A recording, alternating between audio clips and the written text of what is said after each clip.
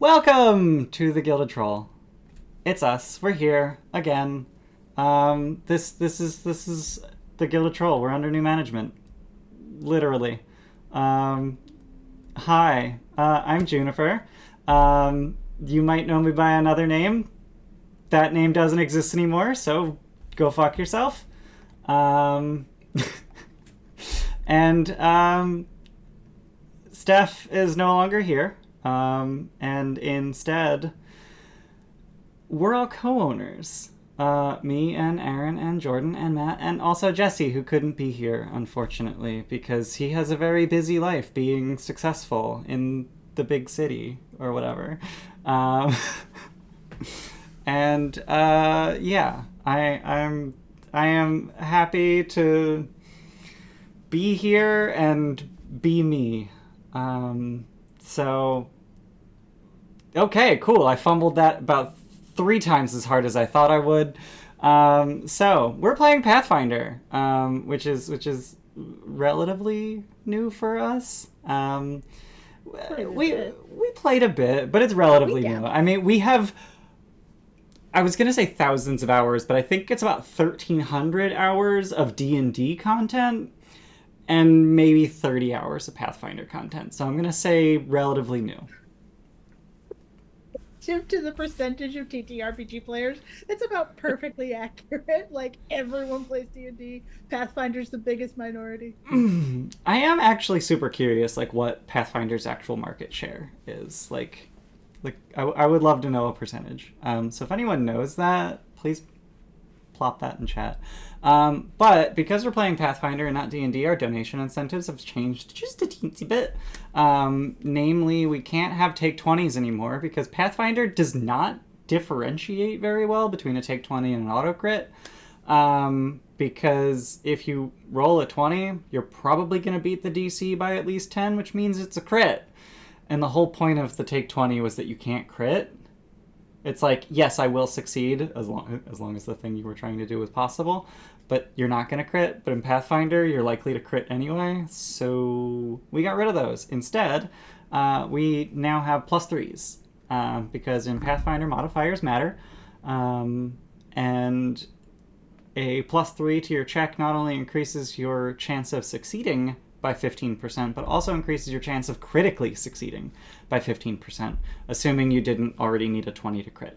Or assuming you didn't need the bonus level of success from rolling a 20 to crit. Anyway, very often increases your ability to crit. And that's a really good thing. Having a 25% crit chance is great. Hell, having a 50% crit chance is great. So yeah, 100 bits, or if you use the Streamlabs tip jar, $1 for Cheerspiration as usual. Cheerspiration doesn't mean as much in Pathfinder as it did in D&D because D&D has inspiration as a mechanic, but screw you. I'm stealing everything from D&D, including the fact that I'm the DM. Fuck you, you can't trademark Dungeon Master. The entire community uses it. I mean, legally you can trademark Dungeon Master, but I don't give a fuck. 500 bits, $5 to give a +3, 1,500 bits, $15 to give an auto crit. We don't have summons because I am not remotely comfortable enough with this system to run a random fucking monster that you pick out of a book cold. Also, we're playing remastered Pathfinder, but the vast majority of the monsters, I'm assuming, are pre-master. So, like, trying to figure this on the fly would be... Yeah, you're gonna give me an enemy that does law damage, and I'm just gonna have to figure out what the fuck that means. Also, there's the fact that encounter balance is actually functional in Pathfinder. So, like, let's say I make a boss fight that's supposed to actually be difficult, and then you go, how about I throw an enemy in here? And then it's a TPK because balance is actually good. And, but yeah, based on that, I actually have no idea, like, how high a level I would even limit it. Like, I can't limit it to party level. Like, I used to limit CR to party level, because a level 3 enemy is a problem. We are starting at level 3, as you can see. Aren, if you could point to your left. Yeah, that way. Right there, it says level 3. We're starting at level 3. And by starting at level 3, I mean we started at level 1 in... Oh god, when did we start? Like fucking July? August? First session was July 31st. That was session 0. Session 1 was August 14th. Well, session 0 was our first session.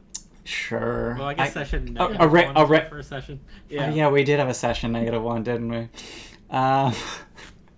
But it's fine. Array start at 0. Okay, so the question is, what the fuck game are we playing? And that's Sky King's Tomb. So I will real quick just read the Paizo blurb about it, and then just sort of explain in my own words a little bit more. Millennia ago, the dwarven creator god Taargick shook the earth and called the dwarves to the surface in the quest for Sky. Taargick rose from the hardships of this journey, becoming the Sky King of Highhelm. For centuries he ruled, creating monuments to Taargick and the accomplishments of his people, and then he vanished without a trace when the world needed him most. Invited guests of the clans of Highhelm find themselves embroiled in a story of seekers, survivors, and heroes discovering the Sky King's Tomb. Something that I was very, very sad to learn is that the quest for Sky and the Sky Citadels, as the dwarves call them, are not actually in the sky. Dwarves are not a skyfaring race. They just meant that they live in a place where they can see the sky, as opposed to underground. The sky is anything not ground. I know, but like, it was that one Mwangi dwarven tribe that like tunneled up into the sky, and you were like, I think they just tunneled into like a floating castle. And we learned it was not. Well, no, I think the dwarves in the Mwangi Expanse actually tunneled into the plane of air somehow. They just kept going, well, the god said up. He didn't specify when to stop. He never said when. Yeah. He actually did. He there was a specified end goal. It was when you get to the sky.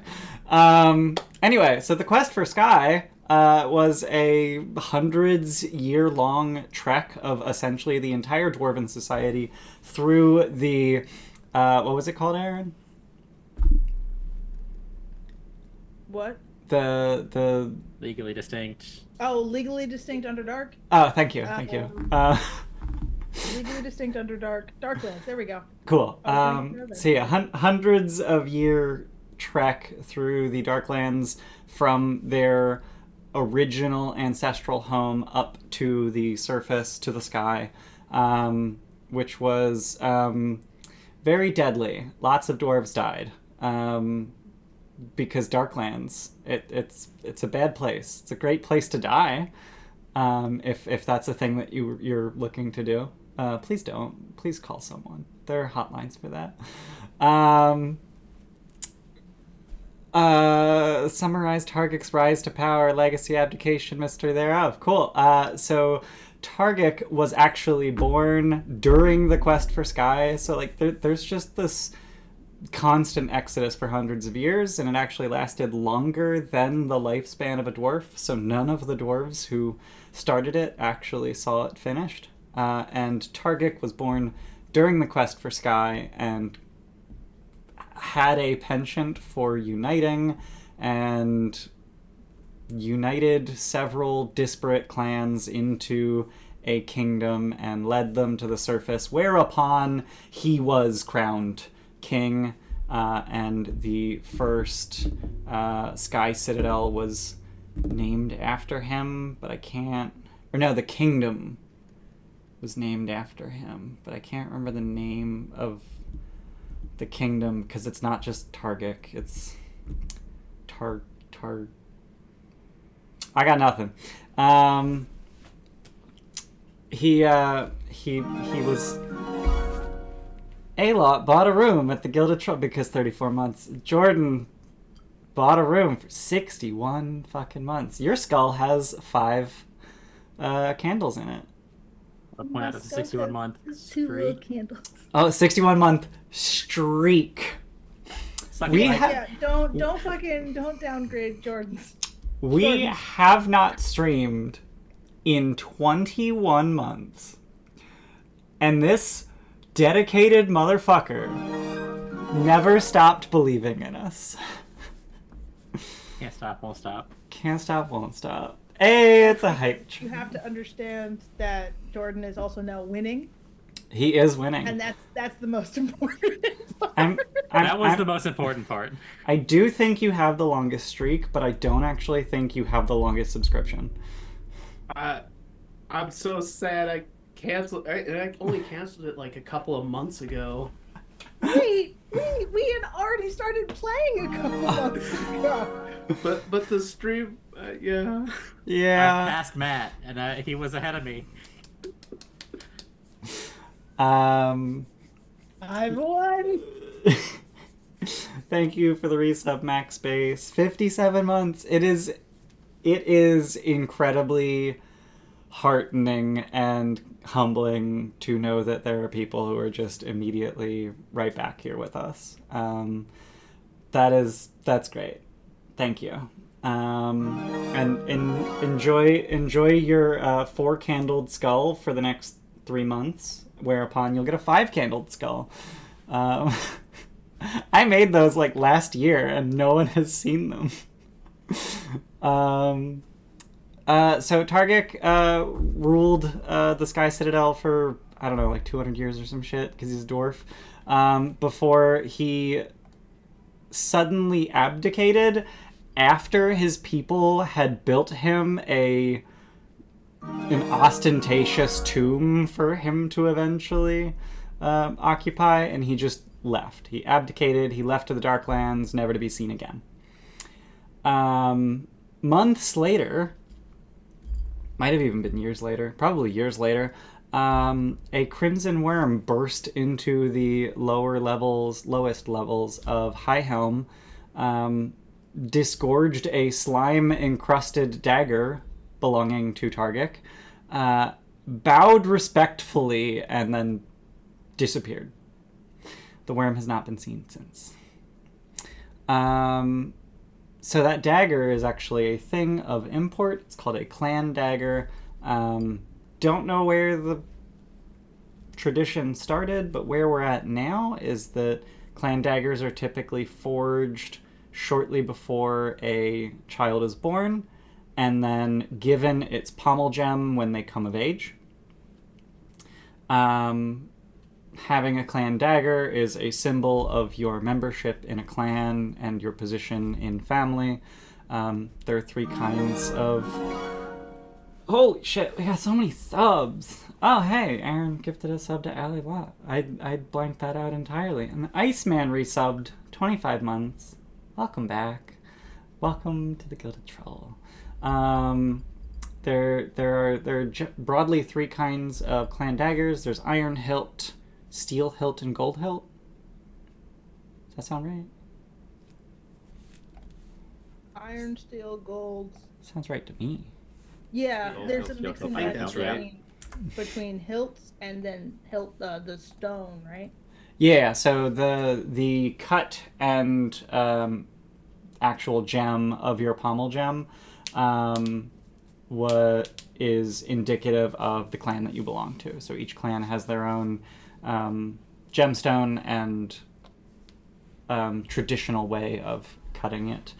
Jordan, do you happen to know your gem and cut? Not offhand. Did I write that down? It's rainbow obsidian is what I have written down. Ooh, an oblong rainbow obsidian cabochon, left slightly irregular to reflect the stone's original natural shape. Neat. Yeah, so it's just one of the many types of pommel gems that you can find. I was smart and added it to the clan dagger on my character sheet. Nice. That is very smart. Oh my god, so many resubs! Welcome back, Super CT8. Thank you. 31 months. Fuck yeah. That's the campaign brief. So now I would like to turn it over to the players because I've been talking basically nonstop for 15 minutes. And I'd like to invite each of you to introduce your characters. And just to introduce some chaos, you pick who goes first. Oh wait, hold up. I have to pull up the stream. Well, since we've already talked about it a little bit, I can go first. Sure. It's been alluded to that I am a dwarf. It has. I'm playing Gromreg Vanderholl, born and raised in High Helm, which is the big city, the Sky Citadel. Yes. I'm middle-aged, and I spent most of my life doing manual labor jobs. Recently, I had become part of a team that was mining adamantine to be used in the creation of a thing called Taargick's Shield. They were going to build a dome around the Sky Citadel. Yep. So I would go out with a group. It was me and 6 others, because dwarves go out in groups of 7. To be clear, I've heard this backstory multiple times, only just now. Same. I have only heard it a couple times. And while we were coming back from one of these treks to get adamantine, there was what felt like an earthquake, and the cavern collapsed. Everyone died, for the most part. I got hit on the head, and I had a vision. Gave me this vague sense of descent, but also reversion. Unbroken record of stone that will be broken, and then to retrace the steps of the quest for Sky. And I haven't been doing well since then. It's kind of been a major change from someone that was really just like a work with your hands type of blue collar dwarf. That said, I am playing a druid, new to magic, and yeah, what do they call the druid things again? I forget. It's the order. My druidic. I'm an order of stone druid, and recently, I have gained myself a little companion. It's a little boulder with arms and legs that follows me around, and his name is Fetch. How did we come up with the name Fetch again? I was throwing things for him to go get. Okay. And someone... It's just like learning... I would just throw things, and he would go after them, and then always return. So... I might be able to fastball special him currently, but Pathfinder has a mechanic in such that your companions, your pets, can grow as you level, and so when we level up again, he will be as big as me, and might be a little bit more difficult to throw. I also think he's going to have more strength than you, so I think it's more likely that he fastball specials you. That's probably true. We might have the same, because I think he'll probably bump my strength up next level too, but... Okay. Is level 4 where you get... I think so, yeah. Maybe it's level 5. Attribute level 5. increases? I don't remember. I think it's level 5 you get attribute increases. So he'll have more than me. I don't Yeah, know level the whole 5 progression. you get attribute boosts. Okay. But yeah, that's me. I'm Grom. Okay. Hello. Welcome, Grom. Who's next? Go ahead, Matt. Oh, I was gonna say, I can go. Hi. So I am playing a gnome. His name is Archibald, though usually he goes by Archie. He is a witch, which he's been a witch for a while, but he's only recently figured it out. He's, 120? Gnomes are a little different in Pathfinder, technically they can live forever as long as they stay entertained and avoid the bleaching, where they basically get bored, lose all color, and become depressed. And usually die, I will point out. Yes. So with that, Archie's kind of bounced between a few things in his life. He was actually born in Dwimabel, Gnome, Darkland City, and then he basically started to get bored of the city, so he hopped on a caravan and traveled up.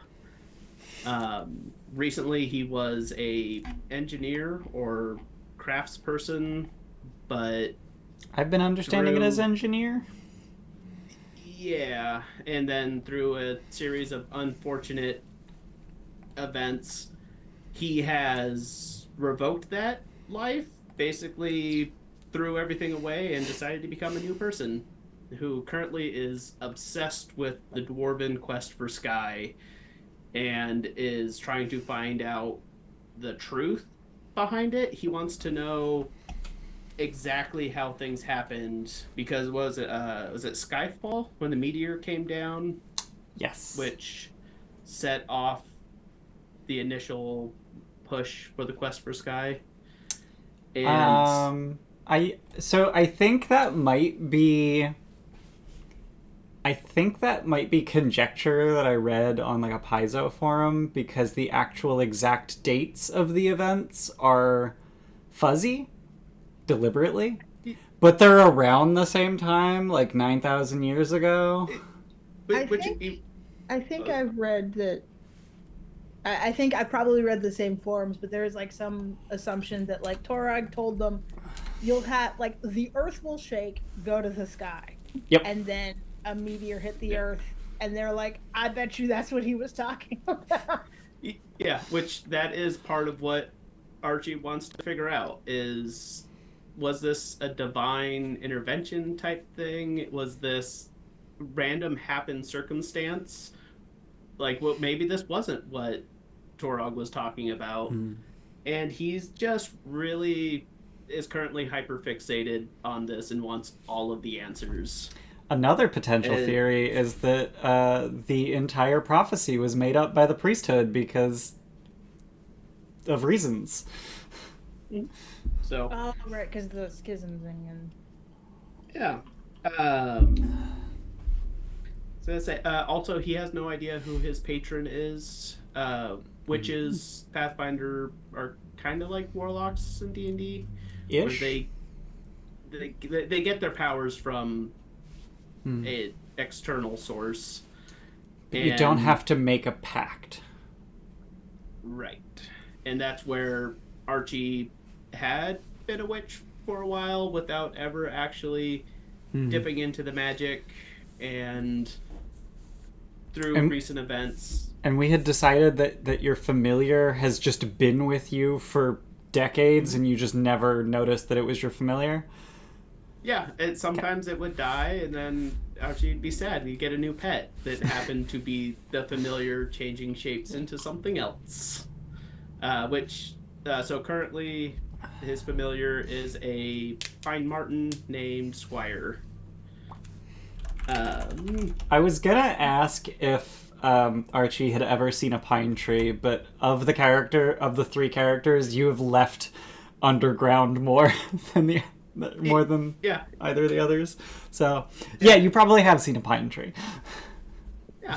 And I figure he picked up Squire in his most recent form during the Science Expo, basically where all the bad stuff started to happen.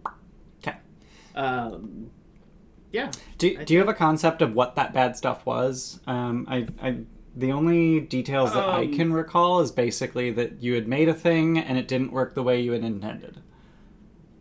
So Archie was part of a group who was attempting to basically create new technology to help better people's lives. I am envisioning some type of magic for everybody type system, where it's like we want to make it to where anybody can have these types of powers, and through not double checking numbers, skipping some steps, and not procuring proper equipment or materials, Archie kind of let the project down, and during the demonstration it fell apart. And I don't know necessarily in a catastrophic fashion, but I mean, if it was on fire by the end of the presentation, and emergency crews running in to put out the fire, save the stage, and at that point I think Archie just slipped out the back and was like, no, I'm done with this. Alrighty. Yes. Anything else? He has a penchant for picking up random bits and bobs, which I'm sure we'll get into with the more of the recap, but he's carrying around possibly a biohazard. He has a vial of necrotic spores, and who doesn't? Yeah, and he has a coin from the local thieves guild that he has sort of kept as a keepsake without ever trying to find anybody to validate. Well, he didn't try to join, he just got the join up token. Yeah, so the Black Noon Thieves Guild in High Helm has the Black Noon Gauntlet, which we'll get to later. And if you complete the gauntlet, you get a Black Noon coin, and you can use that as proof of worthiness of joining the guild. And you got one of them coins, and you didn't join the guild. So that will definitely not bite you in the ass in any way possible. What could go wrong? Okay, Aren. I think that's me. Yes. Yeah. So hello, I'm Aren. I'm playing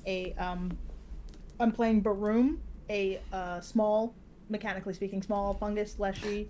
Leshies in Pathfinder are functionally the mushroom people, or the plant. Sorry, Leshies in Pathfinder are the plant people. They are sort of one step beyond an awakened plant. So you have your treants or whatever, an awakened tree, and then you could have a flowered Leshy, a gourd Leshy. If you've ever seen the Gilded Troll run a fistful of flowers, those are Leshies. I am playing a fungus Leshy, so I'm a little tiny mushroom person, a little mushroom guy.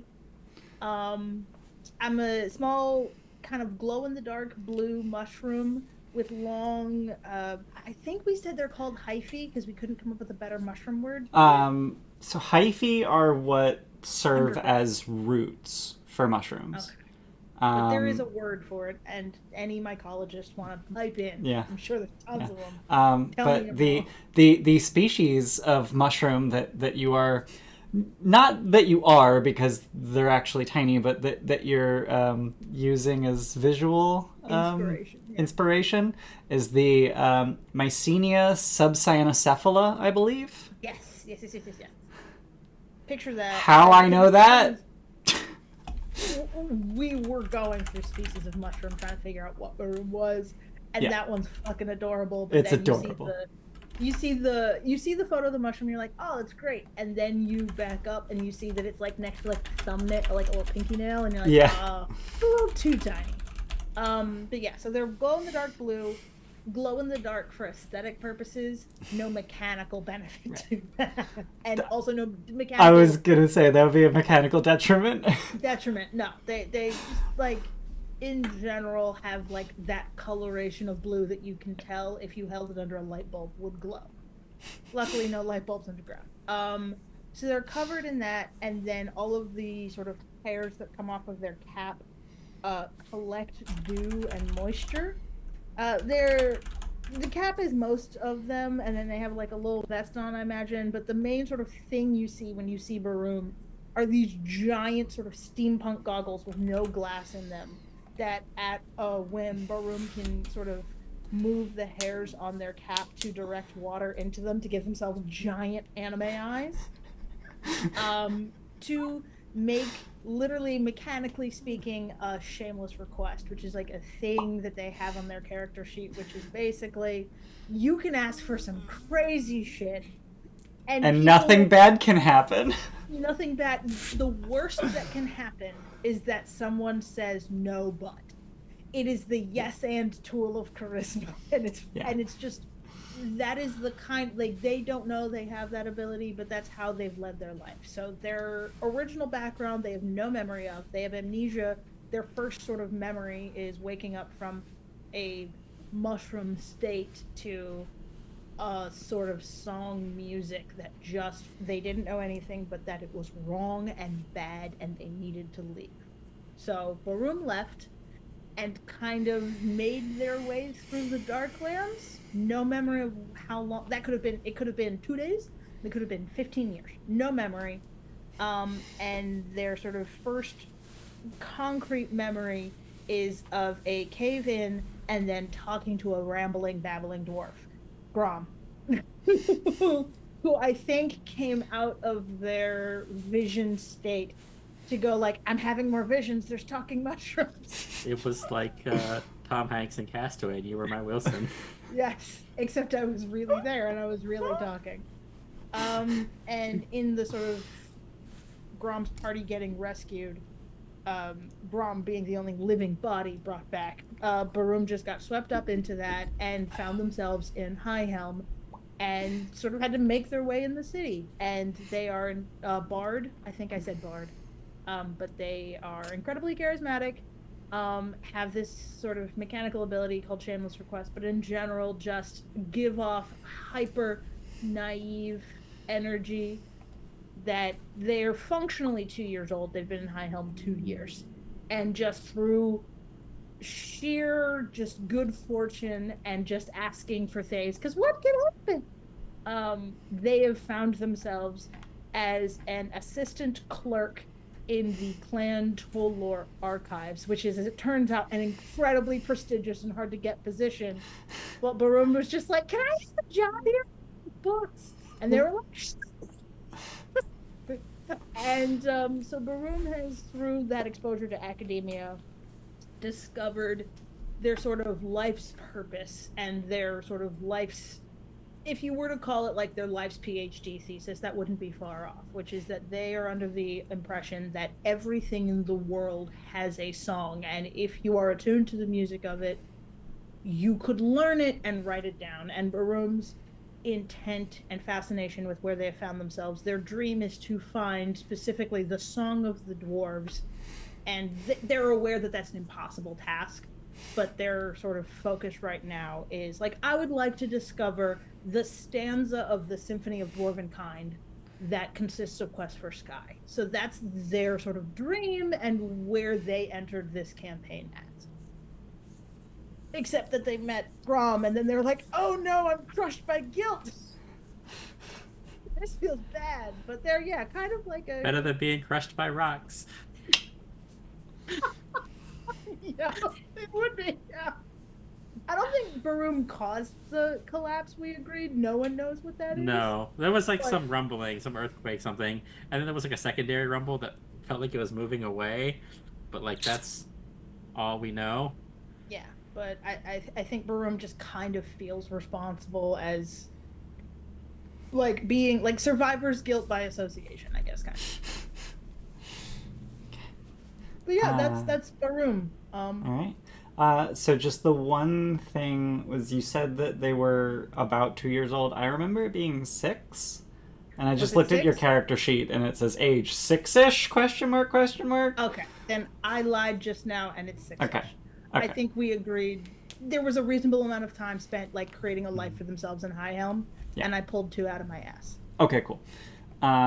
Meanwhile, Grom, if I recall correctly, you had aspirations of essentially achieving the same thing that Baroom achieved and expected it to take decades because that's how dwarves work. Yeah, because I need to know more about the quest for Sky because of my vision, and I don't have any real way of learning that except that I know Clan Tollor is like the record keepers, and I need to work my way into the archives. Yeah. but we take the long view as a longer-lived race. And Did you just ask? You should have just asked. They said yes. It was actually really easy. So you did have the benefit of being a non-dwarf, asking a non-dwarf. Yes. Because you just went straight to Rhea, who is a curator. Yeah, I wanted to help curate. I Right. figured that would be cool. Right. Again, just bald ass. I don't know any better. So what could happen? What just. Yep. The ridiculous thing is your character doesn't know better. Your character doesn't know well enough to ask what's the worst that could happen, which is ironic because the worst that could happen is actually that they say no. Very rarely do people say no to Baroom. They just pull the anime eyes in, and they're just like, but I want to, please. whereas I'm racked with the weight of tradition, and I can't just go ask. Exactly. Oh, I'm Yep. burdened by glorious purpose. Yep. So, now that we've met the characters, let's talk about what you've done thus far in the. I stopped taking notes at some point apparently, so I don't know how many sessions. Jordan. Well, 12 sessions. My notes go to session 5. I was just prepping off the cuff, did not write anything down. Don't know why I decided to do that. No, I do know why I decided to do that. I was in full-on fucking burnout. that'll do it. Very burnout. I wanted to stop doing everything that my life was doing, and hey, I stopped doing everything my life was doing, so that's cool. Now we're here. Anyway, 12 sessions. Let's recap. So by happenstance or by circumstance, you are all in contact with Rhea, the Oread Gnome curator for Clan Tolor. And they have many curators, but she's the one who's an Oread Gnome. So I said the Oread. Anyway, Oread, meaning that she has Geniekin ancestry, but also she's a gnome. She's a rock people, but she's a gnome. Her hair is crystalline. I want to say we described her as Sonic the Hedgehog, Yes, we did, because you showed us art. which I will do again, and I can hit this button, and we can see art. Wow, I have buttons. Let there be art. Let there be art. Yeah, so that's Rhea. She is kind of Sonic the Hedgehog. Sonic with crazy eyebrows. Yeah. She's got some blood elf eyebrows. She's got eyebrows to the ear tips, which is impressive. That is impressive. So she is a curator for Clan Tolor, and as we mentioned, Baroom and Grom knew her. Archie's connection to her was a bit more third hand or second hand. If I recall correctly, you met Rosha Coppervein while in... I don't remember the name of the city. I forget what it is. It's in my notes somewhere. Tar Kazmook. Yeah. Yeah, found it. Which is another one of the Dwarven Sky Citadels, where you had headed to learn more about the quest for Sky, I believe. Yes. Specifically with the Blue Warders there, which is a group that I only know a little bit about. But you met Rosha Coppervein, who pointed out that you're a witch. Yeah. And they help with the discovering the witch abilities. Yeah. And when they were leaving for High Helm, they invited you to come with them. Since getting to High Helm, they have been embroiled in some minor scandal and haven't had a whole lot of time for you, and so have basically foisted you on Rhea. the minor scandal being that they are now engaged to someone who was at the time engaged. And now the clan leader of the what's the word, of the scorned ex-fiance is really pissed at her, and having a clan pissed at them. Rosha is non-binary, and having a clan leader pissed at you is not a good place to be. So you haven't heard much from Rosha since getting to High Helm. Moving on. So you were all in High Helm at around the same time. You all knew Rhea, and sort of coincidentally, at the same time, the entirety of Clan Tolor is preparing for the family festival, which is I want to say once a decade event where just the entire clan returns to High Helm, gets together for partying and just togetherness and ceremony and all kinds of networking, I guess. And it's a big fucking deal, and Clan Tolor is one of the 12 major clans in High Helm. There are, I want to say, over 100 clans, but there's 12 major clans. I don't know what makes a clan a major clan. I'm guessing just numbers. Probably with dwarves longevity, right? Like if you were a clan that was around and you climbed through the sky. Honestly, probably, yeah. That is Big on not tradition, us dwarves. Yep. The oldest, the better. Also, I'm just like piecing together dates in my brain, and I'm realizing that I think the quest for Sky was actually thousands of years. Now I want to confirm that. It's not important. It's not important, but I'm also like, I could figure out it out if I had to, but I shouldn't try right now. It's bad. It's bad for the ADD to try.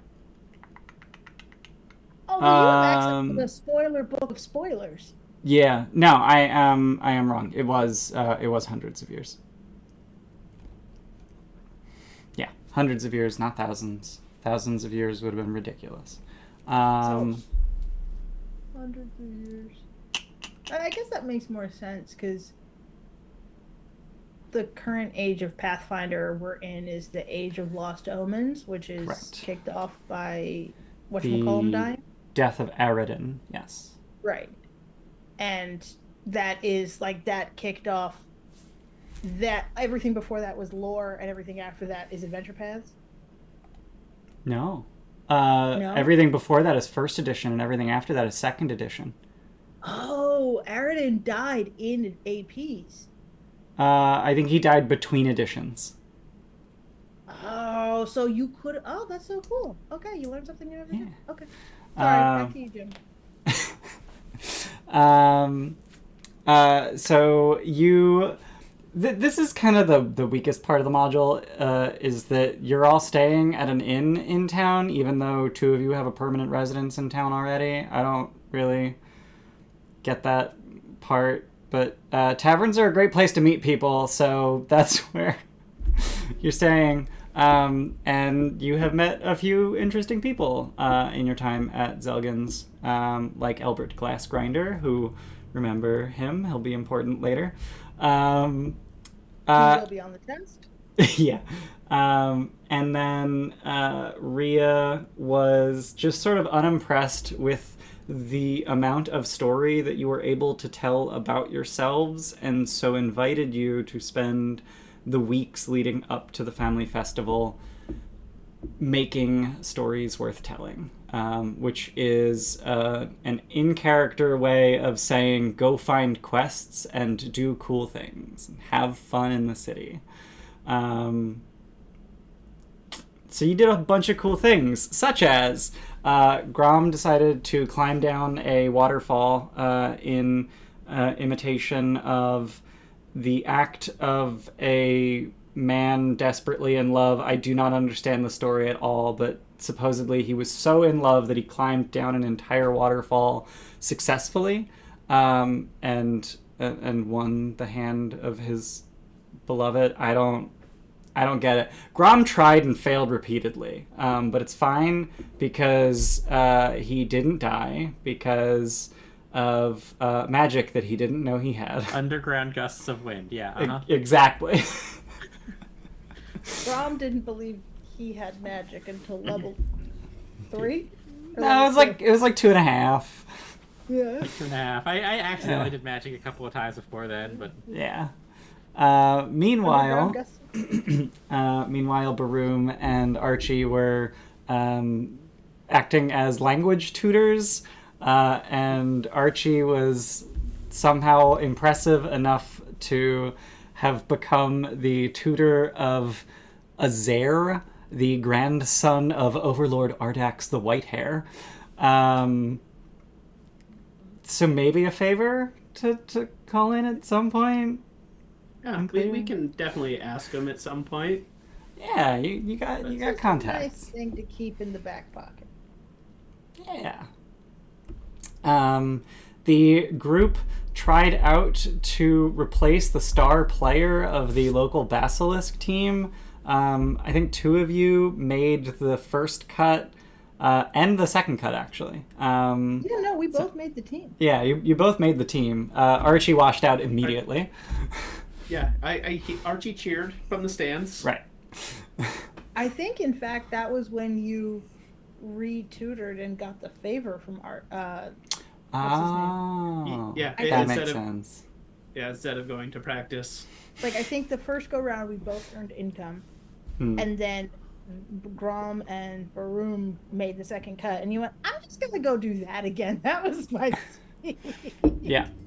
And just like brushed it. Okay. I do vaguely remember that. So you eventually did make the team. You went to practice.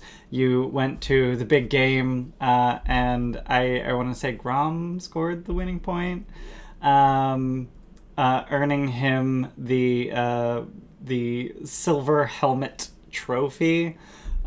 Which, incidentally, I looked at the art of a Basilisk player in the book. And it is nothing like a football helmet, which is just how it's been in my brain. No, so remember that in Basilisk, the helmet is designed to have a visor that blinds you, because when you're carrying the ball, you have to be blind. So that's the helmet that Grom has in silver, and just visor.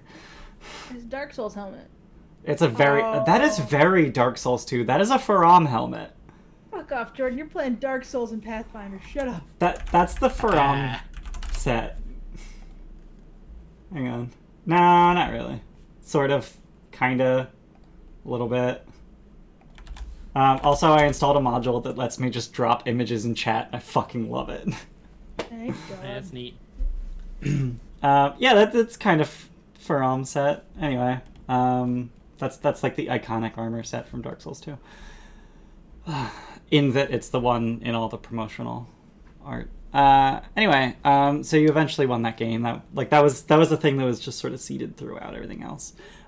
You investigated a tavern where a bunch of people had gotten food poisoning just sort of all at once, and found that it was apparently a deliberate poisoning, and so the restaurant was a very mushroom focused restaurant. A mushroom murder house. It was a evil restaurant run by a woman intent on committing crimes against the Fungus people. So what I'm hearing is that it was Baroom that did all of this while they were sleeping. Baroom has deep empathy for whatever did it. I think that's one of our open sort of that is Like, an hovering. unresolved plot thread, which is who the fuck even, like, who did this? Literally, I have unresolved plot threads, and then one of the bullet points is Silvercap Tavern whodunit.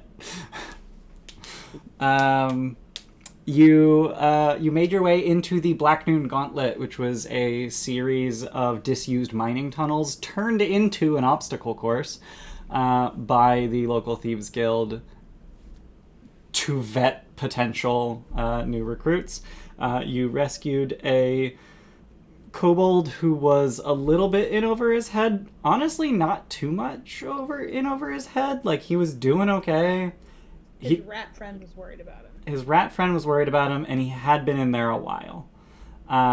He was just taking his fucking time because he's not much of a hand-to-hand combat person. He's more of a trap maker. So, right, like a kobold. That's an ancestry feat that you can take as snare crafter at level 1. And I think it's actually the only way to be able to craft snares at level 1 is to be a kobold. So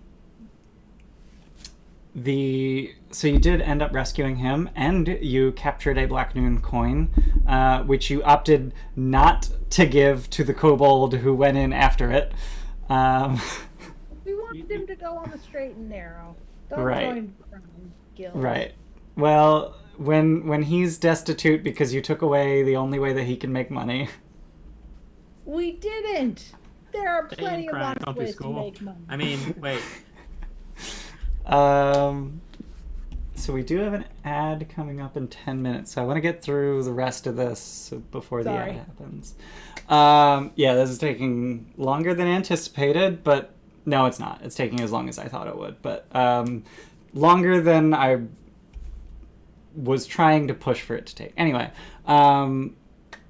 after that, you dealt with a supposed haunting in one of the Tolor crypts, or the Tolor crypt. I'm not actually sure how many they have. Having helped Helden Olgenkamp, a priest of... My brain is blanking on the name of this god. They were part of the order that deals with graves. Magrim. An acolyte of Magrim, a Magrimite, who was in over their head, and found that in addition to the haunt, which is what Pathfinder calls like a hazard when it's made of ghosts. There was a haunt, but the haunt was actually caused by a protean, which is a creature of chaos. I think the closest D&D equivalent is a slod. The Yeah, Protean art was fucking awesome. It was really cool. How's made- about I... They were made of Akazandri. paper swirling lizard. Sort of made of paper. Let's go to combat so y'all can see that. It's really cool. Yeah, it's like a fucking lizard, cobra, alligator made of Chaos creature. chaos. Yeah, lizard, alligator, cobra, chaos No elbows. thing. With Yeah, no the elbows are made of paper. And right. a Rayman alligator cobra. Just keep adding nouns. It'll work in the end. Eventually. Yeah, so it was just their fucking shit up, and the spirits of the people interred there were just getting pissed off at things being fucked up. So you helped with that by murdering the chaos alligator cobra. You went to the Cloudspire Embassy to entertain a cloud dragon who had been harassing people because she was bored, and you interacted with her communist propaganda and bad faith debate tactics. The power of talking. Yep, she gish galloped the fuck out of you, but you dealt with it. Honestly, gish gallop is like the only bad faith debate tactic that I can name. Like, I know of a bunch of them, but that's the only one whose name I know. You entered into the Stickleberry Festival. Did you enter to be the Stickleberry Monarch? Because I have, like, no memory of that. Baroom is the Stickleberry King, so thank you very much. Okay. I assume they're the Stickleberry Monarch. They have a crown and a scepter. Okay. The scepter being Grom's spear. Oh, I thought there was a stupid scepter that was just like a celebratory stick, and then Grom has the cool thing. Yeah, because I thought Grom did the pie eating contest and won. I won the pie eating contest. Right. Did I win for decoration? I have the crown. Ah. Yes, the pie eating contest rewarded the Stickleberry sticker. The sovereignty comes with a fuchsia sash, a large basket containing 20 jars of Stickleberry jam. I have the Lord Stickleberry crown and sash. You are correct. Okay. And the crown, I'm sure, looks hilarious on top of your cap. Yes. It's not all, but when it is, I look extra sticky. Yeah. Gross. Absolutely awful. You then investigated Pearl Cask aquaculture and saved Lady Shimmersnip, the prize giant crab, from her giant leech infestation. She was trying to murder you the entire time, but you persevered. She was entranced by my flirting. Yep. Because flirting is a curse, and witches can extend curses. So apparently, I have looked into this, and apparently, resentment witches are far and away the most powerful witch subclass in the remaster. Like, no competition. And I practically required that Matt pick resentment when he told me he wanted to be a witch. Yeah. You did this to yourself. I did this to myself because I had a really cool idea for a patron, and I was like, which subclasses make sense for this patron? Resentment. Your patron hates you. While there, you found that the leeches were likely the result of some illegal tunneling that happened to have breached into her cavern. Grotto, thank you. That's a fantastic word. I love you. Have a hero point. Speaking of which, every time we run an ad, which unfortunately is every hour, I'm going to run a poll asking chat to pick who gets a hero point. I'm not eligible, as you can see. Aren, if you can point up to your left. Yeah. Over there, we got a table. I don't get hero points because I'm not a hero. I am the murderer. I am she who kills. Anyway,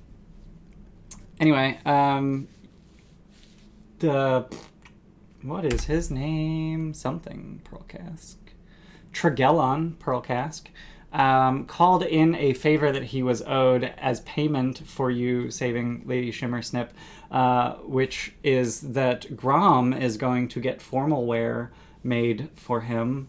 His measurements have been taken, and the tailoring has begun, and you've asked that it complement your silver helmet somehow. Yep.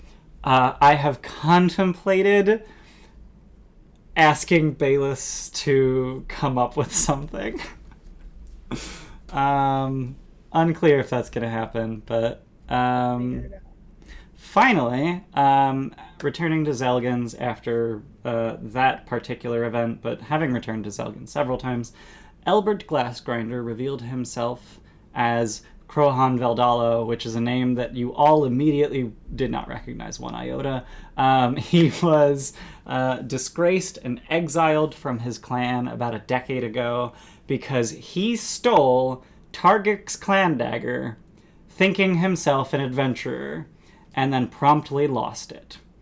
And he has returned to High Helm with what he believes to be, and what may very well be, a shard of Taargick's armor that is speaking to him and telling him where to go to find this clan dagger. And you all agreed to help him. Yeah.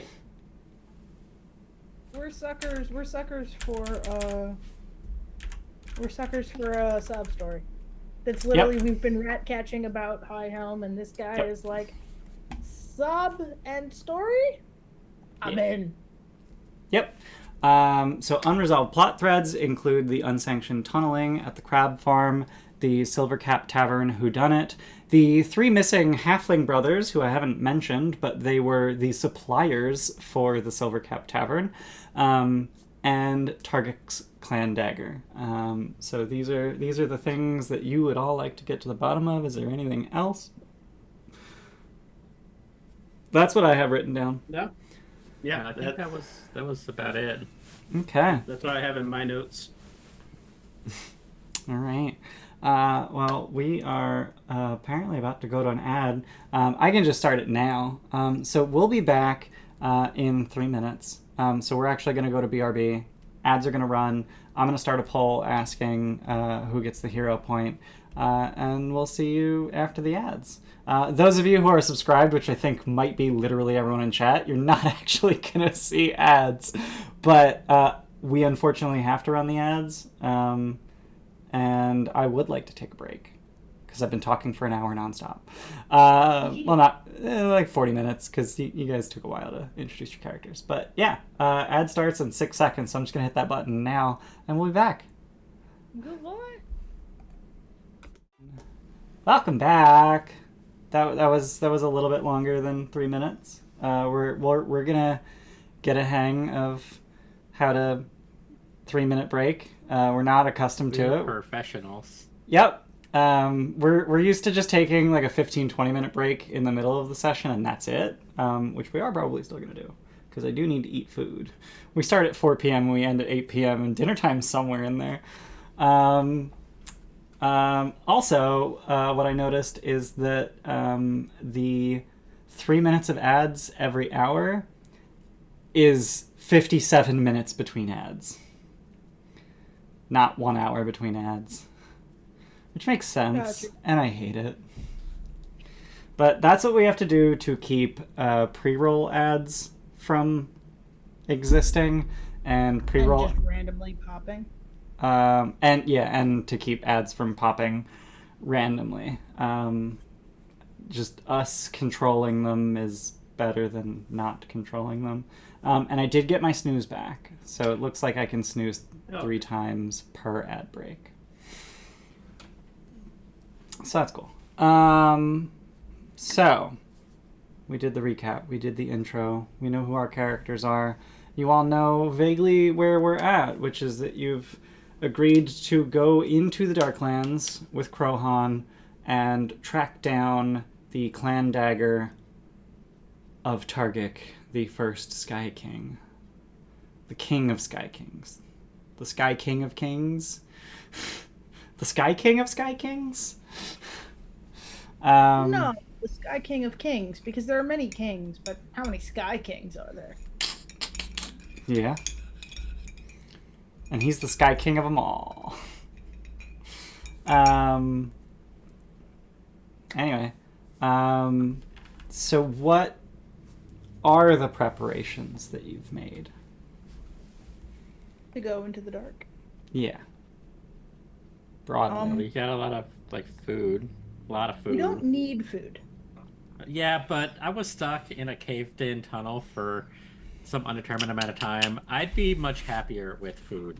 Mm-hmm. So I have... So, yes, agreed. Baroom does have... it's the metal. I have... The metal? the forager feet. So Right. That does involve being able to forage. So if we're stuck in a caved-in tunnel for a time, not possible. You just then sit on the ground and think about nutrition for a while, and it just comes to you. That doesn't even work for you if there isn't organic matter for you to sit on. I We can agreed summon organic stone matter was for our you. I'm Organic aware that you matter can is summon a organic very matter, magic Jordan. I know that. I don't like it, but I know that. It's like that 20 questions thing where you're like, is a plant or a mineral? And you're like, yeah, well, it's all fucking earth. Shut up. Yeah. It is really weird to me that dirt is organic. Like, I just think of dirt as dirt. Like, dirt is its own thing, but no, like, it's just an amalgamation of organic matter. And it's just like, that is weird. Is dirt a solution? Because No. solutions are No, things that it's you cannot pull out their composite parts, right? you Or is you that a could solid you could pull the parts out of dirt. It's not a solution. It's a It's a mixture. composite. Okay. Anyway, Gromreg has the cantrip Timber, which says that you create a small dead tree in your space that falls over on anyone in its path, then immediately decomposes. It decomposes, but it doesn't say it disappears. And decomposed organic matter is still organic matter. And that is all that me and my magic mushroom shield eat. Oh yeah, your magic mushroom shield does that too. Yeah, it's how I make my shield better. I don't have to have the crafting feat. This bad baby crafts itself. That shield desperately needs a rune, though, because HP 12 is not a lot of HP. Is it a magic shield where I could put a rune on it? Yes, you can put a rune on it. If you like, you should put a rune on it's it. a lesser. I was right there. I just didn't want to say it. Thanks. So since it is a specific shield, since it's a specific magic item, you can't put property runes on it, if I recall correctly. You can only put fundamental runes on specific items. So for a shield, that's a reinforcing rune, which increases the hit points and hardness. For a weapon, there are two fundamental runes. There's the potency and striking runes. Potency gives you the +1, +2, +3. Striking gives you additional damage dice. And for armor, there is the I think it's called armor potency, and then resilience runes, which increase the AC and give you the resilience gives you a bonus to your saving throws. So those are all the fundamental runes, and then property runes. Actually, let's see. Like, what happens if I put a lesser reinforcing rune? Yeah. So I just put a lesser reinforcing rune on your shield, and no property rune slots showed up because it's a specific shield. Cool. Yeah, I can't make it a flaming microwave shield lesser. That's contradictory. Maybe. I don't know. Or I'm now realizing that the specific magic shield checkbox isn't checked. So I'm not I'll actually mark this down in discussion topics. Thank you, Jordan. Yeah. Thank you for doing that, and thank you for saying it out loud as a reminder that we can move on and continue playing the game. Specifically, runes. How do they work? Yep. I was literally reading about fundamental runes earlier today. Didn't really get into the specific magic items. Anyway, so as far as food goes, you don't technically need food, but you're bringing it anyway. Krohan did say that it's about 2 days travel to get to where I dropped the clan dagger. Based on what I can sense, it might be another day or two of travel beyond that, and then obviously the return trip as well. But we won't know until we start exploring. Pack for about 10 days. We all have dark vision, so we don't need any torches or glow sticks or whatever they're called. Does Archie have all of the alchemical things that they wanted? Oh yeah, did you buy an alchemist slab? We talked a lot about money. Yeah, I don't currently have an alchemist lab, but I think that was also. If an alchemist lab is owned, it's going to be in the spacious pouch because it is 5 bulk. I did not see it in the spacious pouch. Okay. Yeah, because I think we were talking about saving up money because we were talking about staffs and. Yeah, because you are, I think we'd said, going to get magical crafting, and that just creates so many opportunities for getting things cheaper. It makes the most sense to invest in that heavily right now. Yeah. Because we spent a lot of our money on Magic the Gathering, cantrip cards. Yeah. we didn't mention cantrip cards, and we don't need to. It was a dumb thing that we did, but they're awesome. Okay.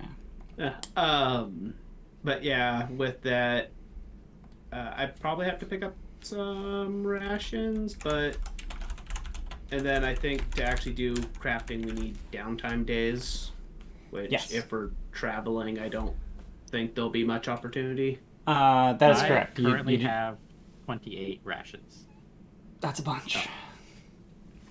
I'm going to eat Grom's rations. They're in the spacious pouch, so I don't know if there was more somewhere else. I have 7 on me. I think we're fine. On character creation, I sold all of my rations because I eat dirt. Yeah, and you needed, better armor, which is hilarious because now you have magic armor. Yeah. Well, it was to survive level 1. All right. And now you have armor that's worth 200 gold because the book made a mistake. I just out of sort of general dungeon delving thoughts and feelings. How much rope do we have as a party? I have 1 rope, and I can't buy another one because it's 5 silver pieces. But that's 50 feet. I've got Jordan 1 rope and 2 climbing kits. Jordan, why does your rope say 49.25 feet of rope? Because we cut it up to make earplugs, remember? During the Sonic room? We were in a room that did thunder damage or sonic damage. Sonic damage. Yeah, if you talked in it because it was echoey and damaging. So we went, you can block sonic damage with earplugs. Let's cut little bits of rope up and stuff them in our ears. And it worked. 4 inches at a time. I think we've done that 3 times. It would have been 3 inches at a time. 3 times. Yeah. Fuck. That's what she said. I was hoping no one would go there. That's what she said. I also have rope and a climbing kit. So I've got most of 3 ropes. Perfect. Yeah, I have a writing set, which, as it turns out, is a climbing kit includes rope. Yeah. Yeah. Okay. Okay, perfect. We have enough feet of rope for most chasms. I feel confident. Okay. Krohan also has a length of rope. And 7 days of rations? Wait. It says 7 out of 7, but he has quantity 2. Does that mean he has 2 weeks of No, rations? each ration... That's what I assume. Yeah, each pack of rations is a week. Oh, okay. Okay, so he's got 2 weeks of rations. You can use the item ration. It has 7 charges functionally. Gotcha. I have 4 weeks of rations. Okay. Okay. So, barring any further... Rohan was like, when do you want to leave? And we were like, we can go now. And they were like, oh, I wasn't ready for that. And we were like, we are. I guess tomorrow. I mean... Yeah. The following day, Krohan is ready to depart. He takes a moment to review the PC's gear to ensure they're properly equipped. So this is the part where the book invites me to look over your sheets and make sure you're not being morons. Let's see what's it say. urging them to grab additional rations, rope, lamp oil, or the like if they seem unprepared. This might be your player's first exposure to Darklands exploration, and given the extensive role the Darklands plays throughout Sky King's Tomb, this is a good opportunity for the players to learn best practices. Cool. Yeah. But we don't have lamp oil. I have Right. flint and steel if we absolutely need to burn more rope. Rope makes a great fuse. I'm sorry, did this die's battery die? How long do the pixels last? Do you have to set them on the charger at all times? Supposedly they last 5 hours, but yeah, 2 of these dice are... The 2 that were just flashing nonstop are now dead. Maybe that's because they were flashing nonstop. Right. I just don't understand why they were flashing nonstop. Because I didn't tell them to flash nonstop. So I'm just going to plug one of them in. At least I have one that functions still. Pixels, come sponsor me. I'll take it. I mean, I do not stand pixels anymore. Like, it's been 4 years, and they FedExed my dice, and FedEx said they were delivered, and I never saw hide nor hair of them. But they reshipped them, and now I have 10% of the dice I ordered. I have 4 out of the 40 that I ordered. Anyway, so yeah, you set off. Which way out of High Helm do we go? Sorry, I'm popping over to Foundry. Gonna be entirely honest with you, not a fucking clue. Well, it's obviously out of the depths. I just didn't remember, like, how are you legitimately allowed to leave High Helm? I assume we're not sneaking out. Sorry. Correct. The expedition sets out from the depths following a well-traveled mining tunnel that links to a series of small interconnected caves, which take the PCs away from the Darklands' more popular routes. Okay, so I just was more, we're going out the legal, legit, we're not sneaking or hiding. Correct. Okay. Yes. So you head out, and it is largely uninteresting travel. A lot of the travel is through tunnels that have been well marked, at least on the first day of travel. A lot of the tunnels that you're traveling are well marked. There are essentially just like, not really, but essentially velvet ropes covering directions you don't want to go. But literally Little just cones with caution signs. Basically, literally Python gouged into the wall with a rope linking them at about breast height, saying, "Don't fucking go this way, dumbass." So head height. Yeah, dwarven breast height. height. Dwarven breast height. So like 3 feet off the ground. I think I'm like 4'7". Yeah. Yeah, breasts are about 2/3 of the way up. Sorry, the breast. Did I write down a height for Baroom? I didn't. No. It's on the biography page. Yeah, you got 2'10". Oh, why wouldn't it be on character page? I'll be honest. Because that's where age goes, and that pisses me off. It pisses me off, but the fact that it's not form fillable, that it's just write whatever the fuck you want, does please me. Because like I can write 1.35 meters or 1 meter 62 centimeters or 2'10" question or quotation mark. Yeah. I can write whatever the fuck I want. What they should have done is have those fields replicated across the 2 screens, so whatever you put in one shows up in the other. Because some of those fields should be on both of those screens. Anyway, travel for the first day. Sorry, just to clarify, because Baroom, we did once go into the Darklands to give our best shot at finding the 3 Havling brothers, and we failed miserably. Yep. None of the barred off areas show. Do any of the not barred but sort of Cordoned. We discourage you from going this direction. Do any of those look like they have consistent wear on them from the kinds of people that sneak past, do not go past your side?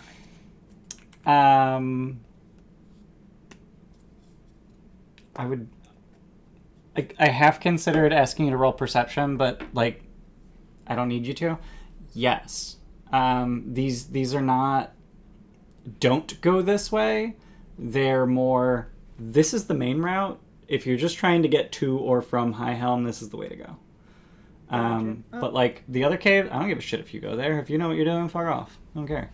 Okay, so there's nothing obviously sneaky about any of the other paths.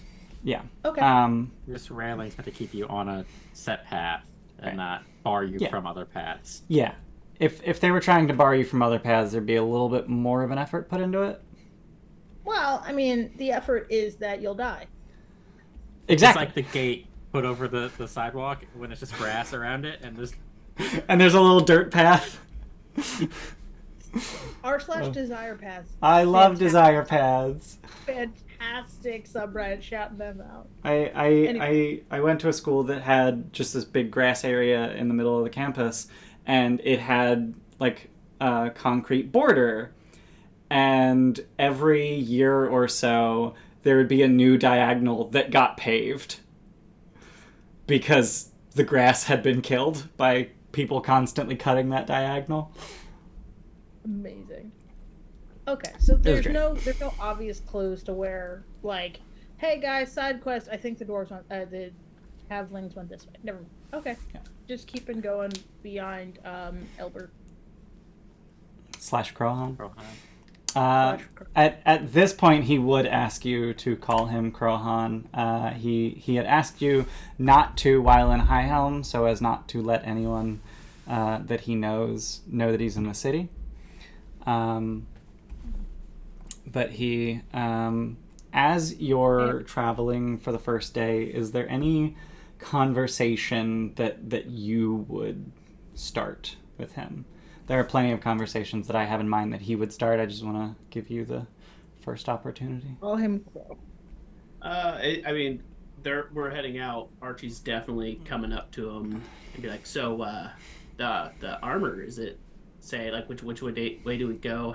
How's this thing work? Is it like, do you hear directly?" And he has like a notebook out and is just kind of grilling him for information on how this magic piece of armor talks to him.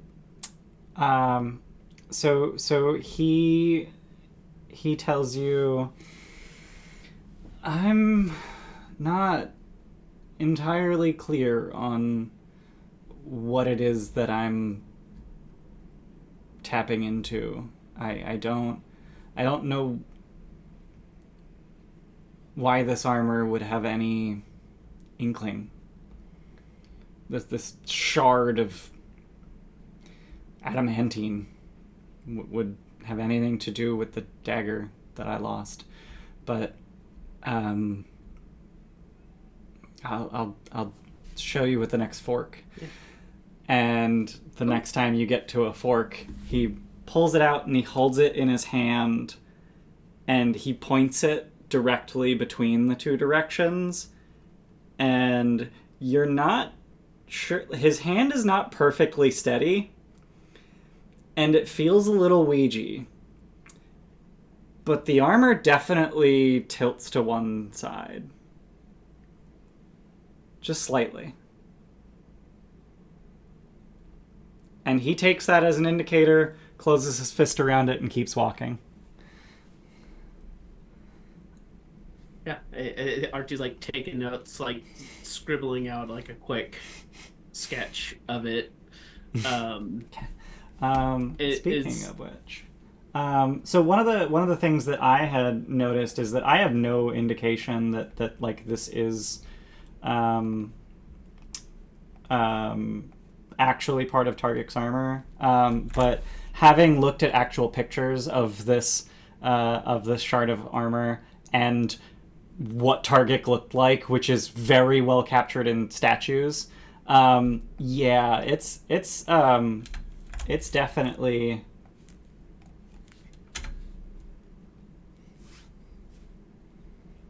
It's definitely one of his pauldrons.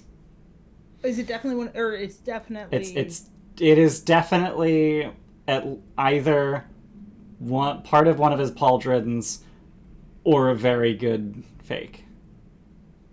Okay. But like, it's also like 12 inches long. Like, that's a hunk of adamantine. Krohan said he found it in Absalom in like a weird market. Yep. Just in a bazaar in Absalom, and it was being sold as scrap adamantine. Okay. So he paid a pretty penny for it, but he didn't pay priceless historical artifact prices for it. Gotcha.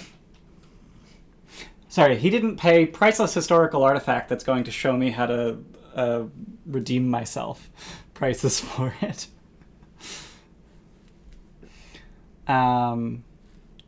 Yeah. Anyone else have anything that you'd like to ask, talk about, discuss? I probably don't talk to him much on the first day, unless he directly talks to me. I'm probably staying at like the back of the group, just keeping a close eye on him because I don't really trust him. Okay. Baroom would vacillate between checking in on Grom in that way that like somebody who knows that you have trauma is overcompensating kind of way. Like, I know we're in the mining tunnels. Are you okay? Like that energy. And then vacillating back to Krohan.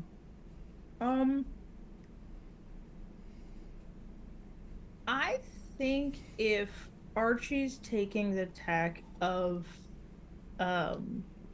like legitimately asking about the quest that we are on, Baroom would try and play counterbalance to that and just like ask about Absalom, ask about the world outside of High Helm. Like, what was that like? What were you, like, just trying to play peacekeeper, I think.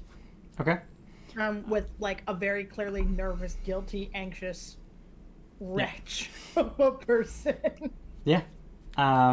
So he is definitely he definitely welcomes the opportunity to talk about something other than the thing ahead of him, and he shares stories of his travels and the deals that he's made, and he at one point goes on and on about this one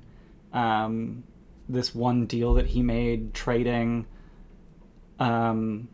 textiles for dyes.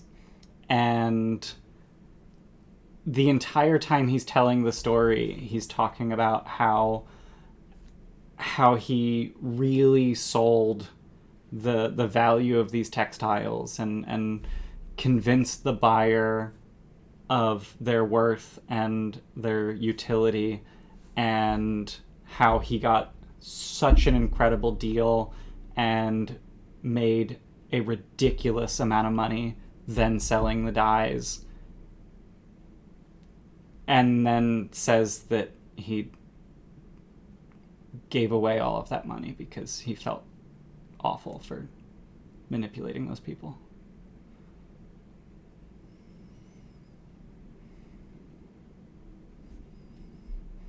Krohan, we'll make sure you come out of this okay. I'm pretty sure. I can't say I promise, because promises are like a bad idea. But promising is bad.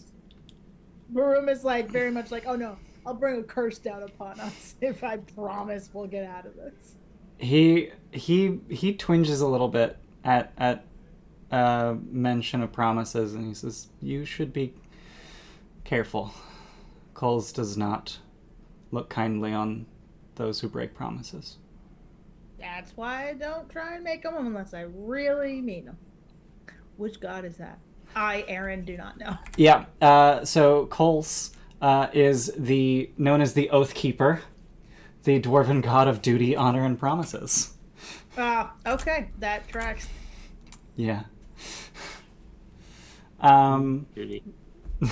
Thank you, Jordan. You said, dude. Grom, the whole time you're being wary, are you vocal about your distrust, or are you keeping that to yourself? I think I'm keeping that mostly to myself. We discussed it before we left.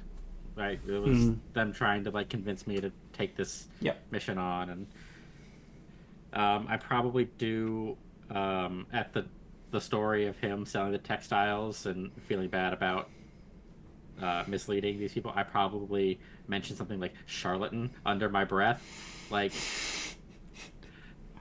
Okay. Don't have a very favorable opinion of the person who lost Taargick's clan dagger. Yep. Yeah. Did we know it was lost? Like, before Krohan told us, we knew it got back. So I think I misspoke before we even started the campaign. Because Matt, you had said that Archie would have been, like, super jazzed to go to where the clan dagger is kept and see Sky Sunder, the clan dagger of Sky King Taargick, and you were disappointed to find that it wasn't there. And I believe that before the campaign started, I told you that it had been stolen or was missing, and that is actually not common knowledge. Clan Tolor is keeping that under wraps. So it is just not on display right now. Oh, I was gonna say, is there a replica out or no? No, it is just not on display because museums don't always have every artifact on display at all times. Removed for research purposes, like it should be. Yeah. So, yeah. And honestly, in hindsight, that could have actually been an additional motivator for Archie to want to join Clan Tolor and get access to the archives.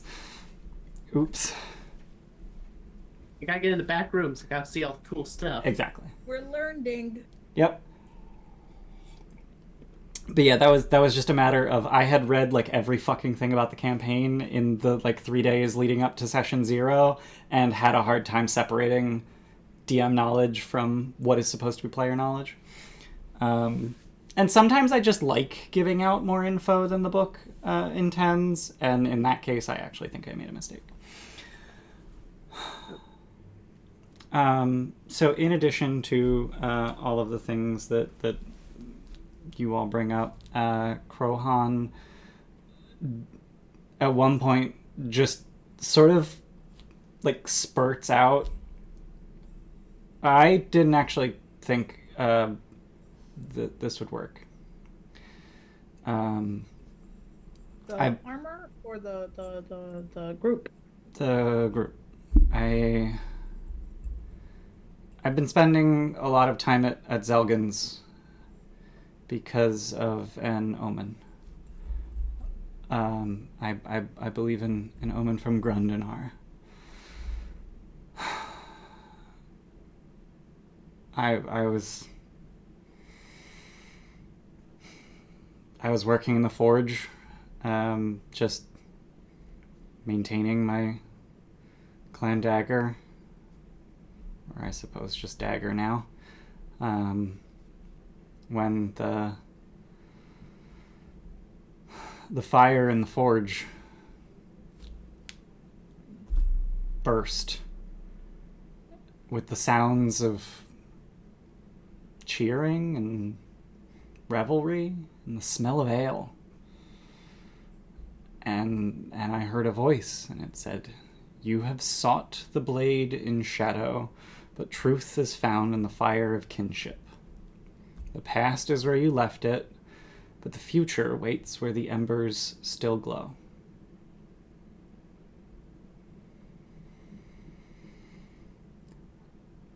And I puzzled over that.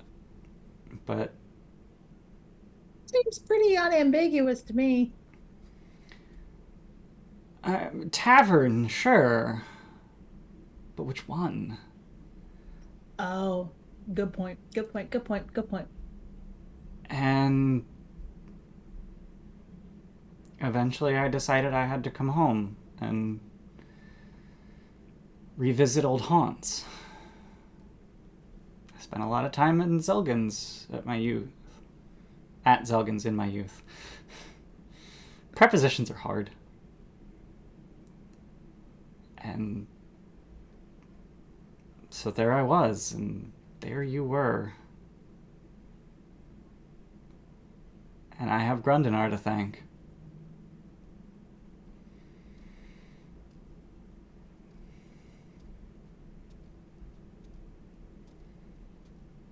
And I suppose I have the three of you to thank as well. The five of you. You said that arrogance led you to taking the dagger and thinking you were special. But I think that humility is gonna make you more special. I mean, like, way more gods have talked to you now that you're being humble and trying to redeem yourself than talked to you before. Three? Well, I guess Taargick isn't a god. He's just no, mythic. But very, very not a god. No. But okay, he's a dead person. Okay. Allegedly. Right, because he disappeared. He didn't die. So like. And who's the third? Grundenar.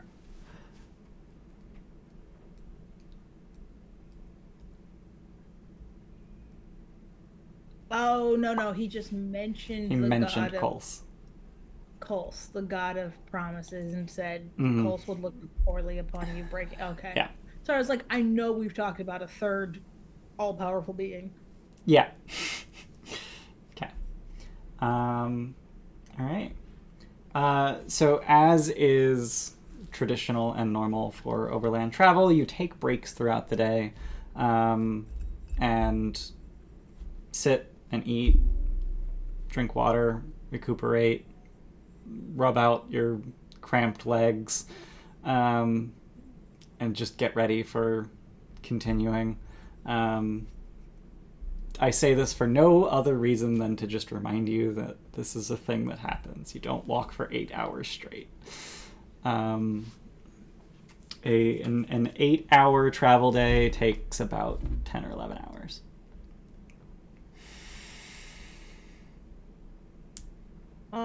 Are there... This is a weird question.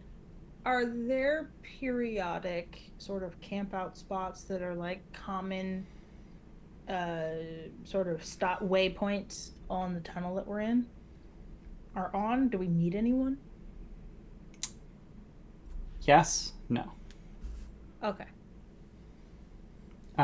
So while this is like I should point out that for the first half of the first day, you're on well-traveled routes. And then after that, you do duck under a rope and head a different direction. Because the armor said so, the pauldron said so. Yes. That said, he does not look like he needs the armor shard to tell him where to go. And he's basically just using it to double check.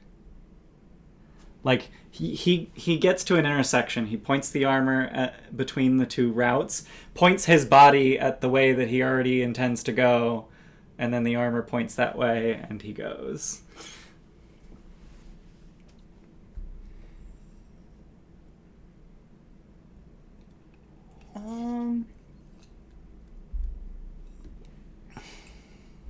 And the first day passes largely uneventfully. Feel free to do your daily preparations for the next day. Because I'm not going to ambush you in the middle of what passes for a night, which is a fun topic in the Sky King's Tomb Player's Guide, which is that days don't mean jack shit down here, and surface dwellers who are used to the sun as a tool to maintain your circadian rhythm, have a tendency to attempt to maintain a 24-hour sleep-wake cycle, and it increasingly drifts off of that the longer you spend outside the reach of sunlight.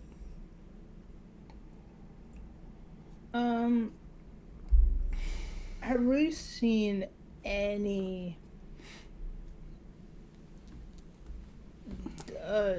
terrain differentiators? Like, are we going through veins of granite versus sandstone versus, like, is there been any sort of, maybe not to the average person, but just via having walked it,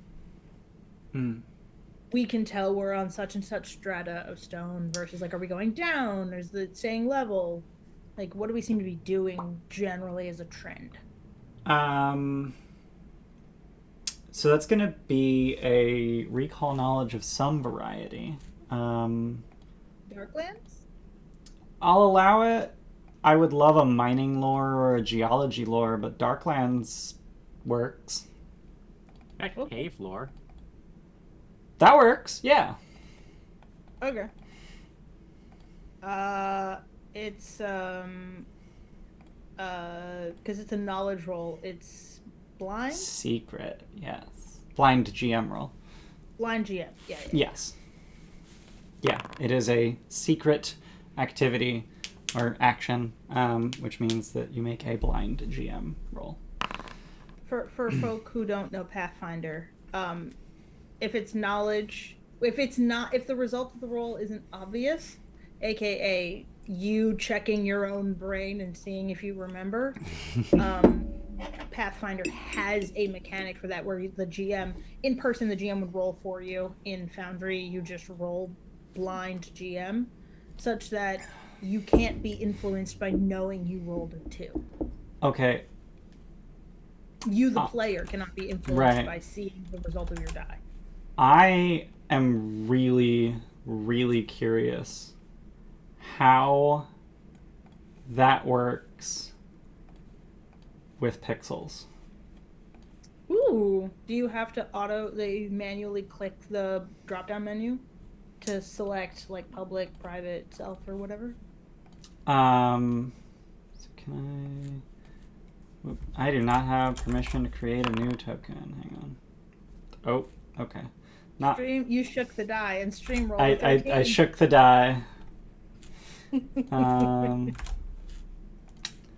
Because I forgot to turn off arbitrary rolls for this user, or unprompted rolls rather. So I'm going to have Testicles make an attack. Wait, why can't you make an unarmed attack? I fucking love Testicles. I also love Testicles. All right, you're gonna make a deception These are check. test NPC. Yeah. Roll. Okay. Wait, hang on. Shit, that's not what I wanted. Delete. Try. Blind GM roll. Ah, it doesn't let me use the dice. It did not let me use the dice. It just says stream privately rolled. Yep, it just rolled it for me. Like, it didn't wait for me to roll the die, it just did it. You were gesticulating with the die, so I don't know if you rolled it by shaking it, though? I did not. No, okay. Literally the instant I pressed it, it did the thing. Good to know. I was just wondering, like, yeah, it doesn't show me what I rolled in Foundry, but I could look at my die and see what rolled. Anyway. Okay. We play with the pixels some more. Yeah. So now I know. Now I can delete Testicles. Wait, you're deleting him? I deleted him from the scene. Oh. I assume just his token, yeah. Yeah, just the token. Anyway, in Odyssey, Testicles had centaur art because it seemed appropriate. Anyway, there we go. Where was I? We're figuring out if we know the topography of like caves. where we've been Thank walking, you. direction, Yes. depth, things like Thank that. you. So you are both equally able to conclude that you are descending technically, but like barely. Like you've covered several miles and you're less than 50 feet beneath the surface. Okay. We're going out, not down. Yeah. Okay. I suppose Grom would just know, but is there a general sense of like how the topography of tunneling works tunneling by Helmheim residents, what they've generally done? I'm not sure what you're asking. Like, by and large, do we know? Well, obviously, it would be bad for like the residents of the mountain to just like fill the underside of the mountain with holes. So we go out 7 miles. Everyone knows you go out 7 miles from the mountain, and then basically it's just a bunch of mine shafts going straight down. Is that the sort of common knowledge, or I'm making that up? But... Yeah. If I knew jack shit about mining, I could maybe answer that question. But I personally don't know jack shit about mining or the structural stability of mine shafts, so I can't answer that question. I only ever hear about mine shafts when they collapse, so I cannot speak to it. Figured. Not all the good mine shafts. You only hear about the ones that collapse or that kill canaries. So yeah. Sorry. Okay. So we have no idea if the path we're walking is fairly normal or not. Right. We can just tell what we've done. Okay. So I will say that when you got off the beaten trail, it did continue through mine shafts for a while, but then ended up in natural tunnels. Oh, okay. So at this point, you're just in natural, unworked tunnels, 20 plus miles away from High Helm. And just to give some flavor to the environment that you're in, there are varying diameters, I would say. Not wildly varying, but varying. Anywhere from like 20 feet in diameter to 6 feet in diameter, which is uncomfortable, but it's not like Nutty Putty Cave uncomfortable. No, we don't. Throw that away. No, bad. Hey, so much. Don't ever Google it. Don't look it up. Don't watch my content. Turn it off. So yeah, like at no point are you forced to even crawl, but there are times where you have to watch your head for the stalactites that are hanging from the fairly low ceiling. Stalactites and stalagmites and natural columns begin to appear once you get out of the mining tunnels. Lichen and mosses begin to appear in more significant numbers. It's definitely starts to get a lot damper. And it seems like a lot of that is just water leaching through the stone walls, rather than like any kind of chimney that would allow groundwater to seep down.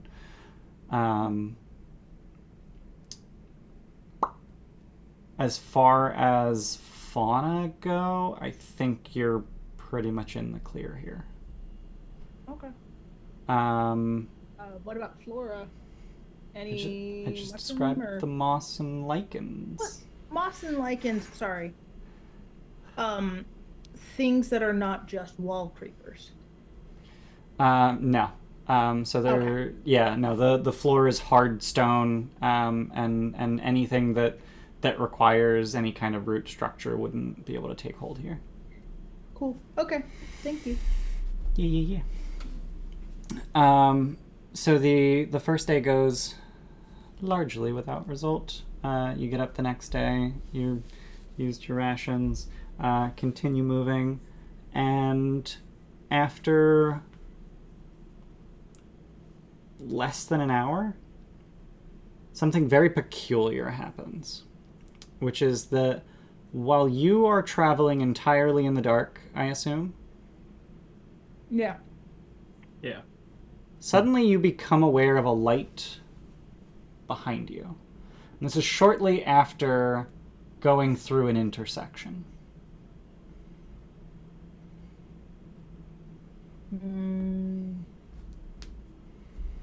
Baroom would instinctively kind of like suck up against a wall.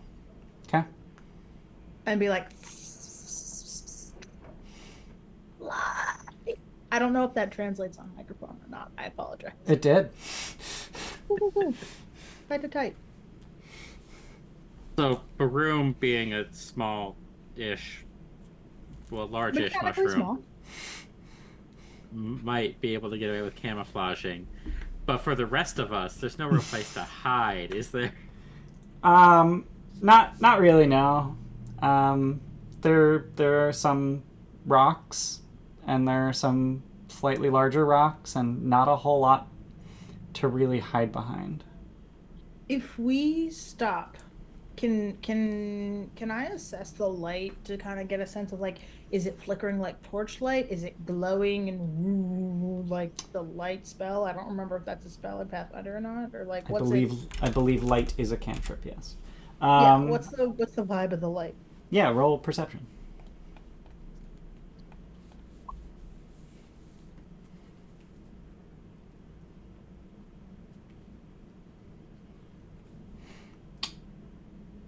Is that a... Oh, it is. It is. It's literally a button. Yep. It's a secret check? I don't know, and the more I think about it, the more I think that it wouldn't actually just be a perception check. It would probably be like seek action. I don't know, like trying to fit. Like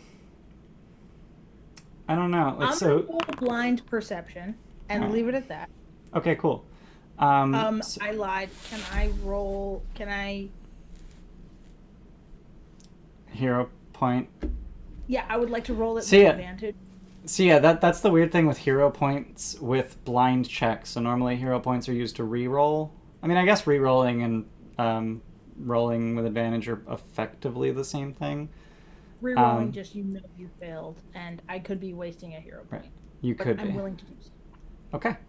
Yeah, just roll another one, and I'll just take the higher of the two.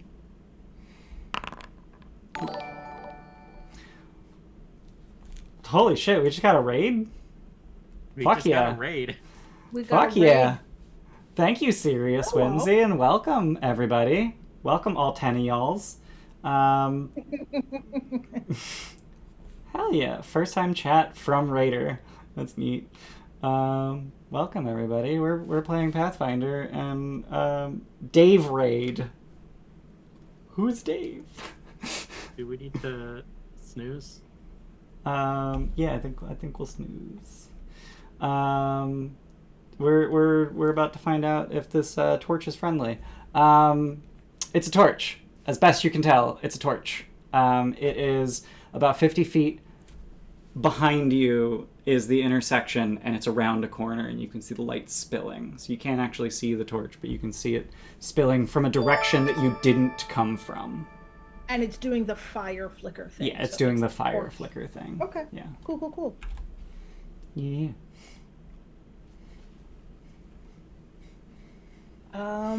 Yeah, so Baroom's first instinct is suck up to a wall and try and look like a mushroom. Okay.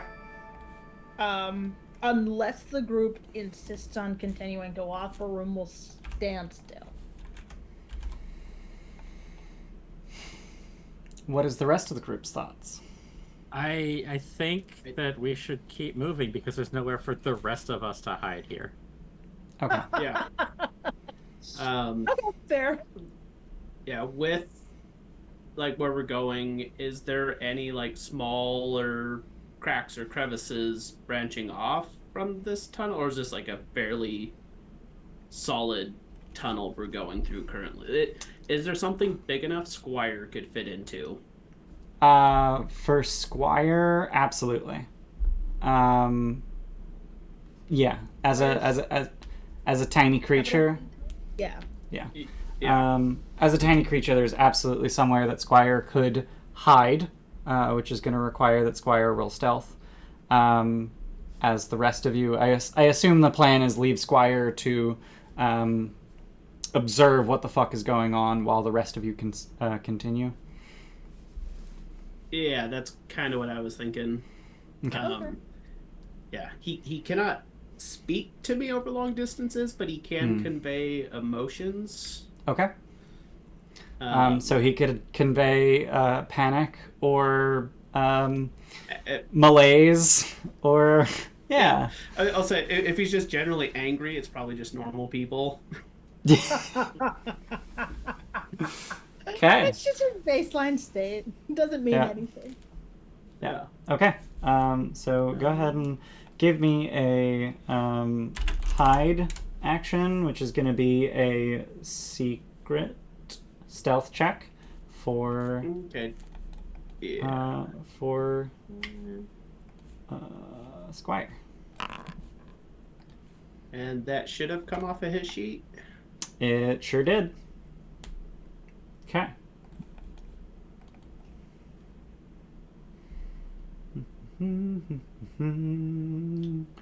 Just looking up perception DC. Okay. All right. So you all continue while Squire hides, and for a while, the emotion that you get from Squire is just boredom, bit of annoyance, and then after about 10 or 15 minutes, puzzled, then panic. Uh-oh. And I think Archie is like, as these are happening, he goes, huh. That's odd.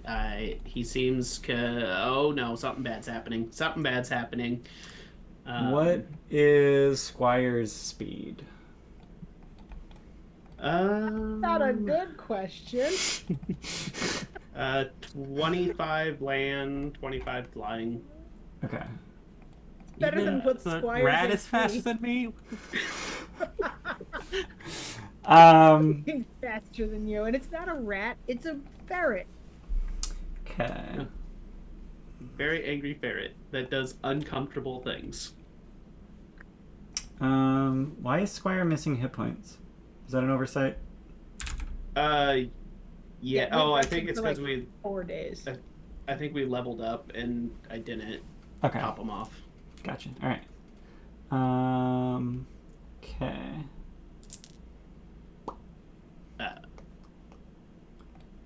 He is currently just normal Squire, does not have the euphoric breath, but I didn't want to delete it and lose it. Okay.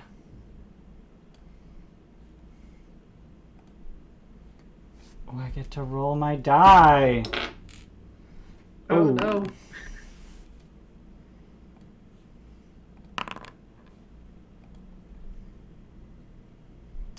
That could have been worse.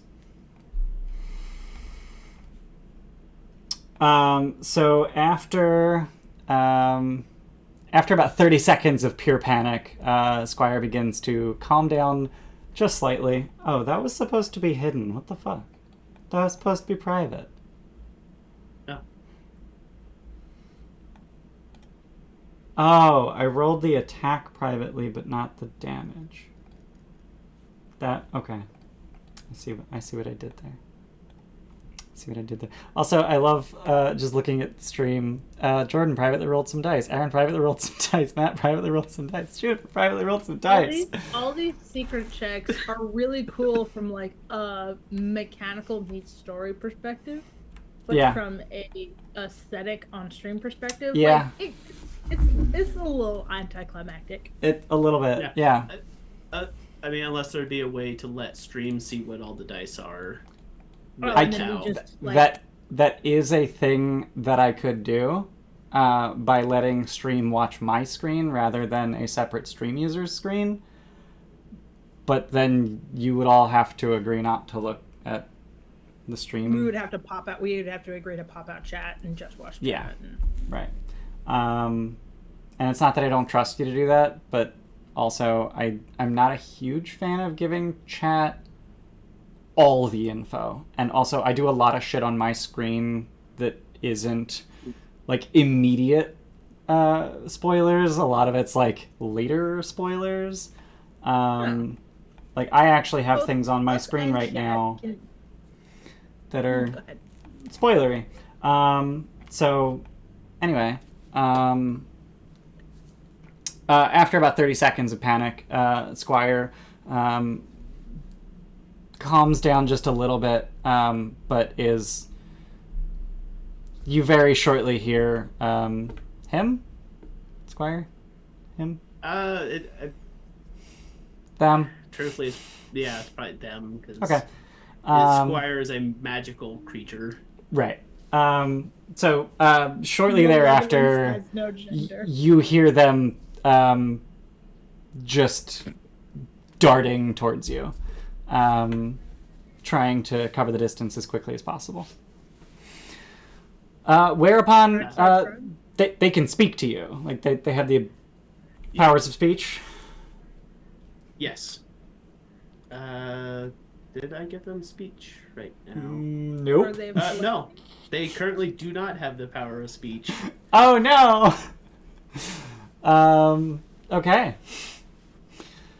I don't know how they would emotionally communicate to you that bad things other than the emotions of panic and fear. Yeah, I think more panic, and if it's like a imminent danger, if the panic's not going away, it's like Squire's back, he's still upset, they're still upset, but we might need to start getting ready or start running. Yeah. Can the exploration activities are, I don't think, the correct activity right now, but like in general, once the if we're not in initiative order, exploration is generally the way that you want to go. Okay, cool. Then it's yeah. If the strict ordering of events is not important, like on a second by second basis, then exploration is the mode that we're in. We are in exploration mode currently. Perfect. Then Baroom would...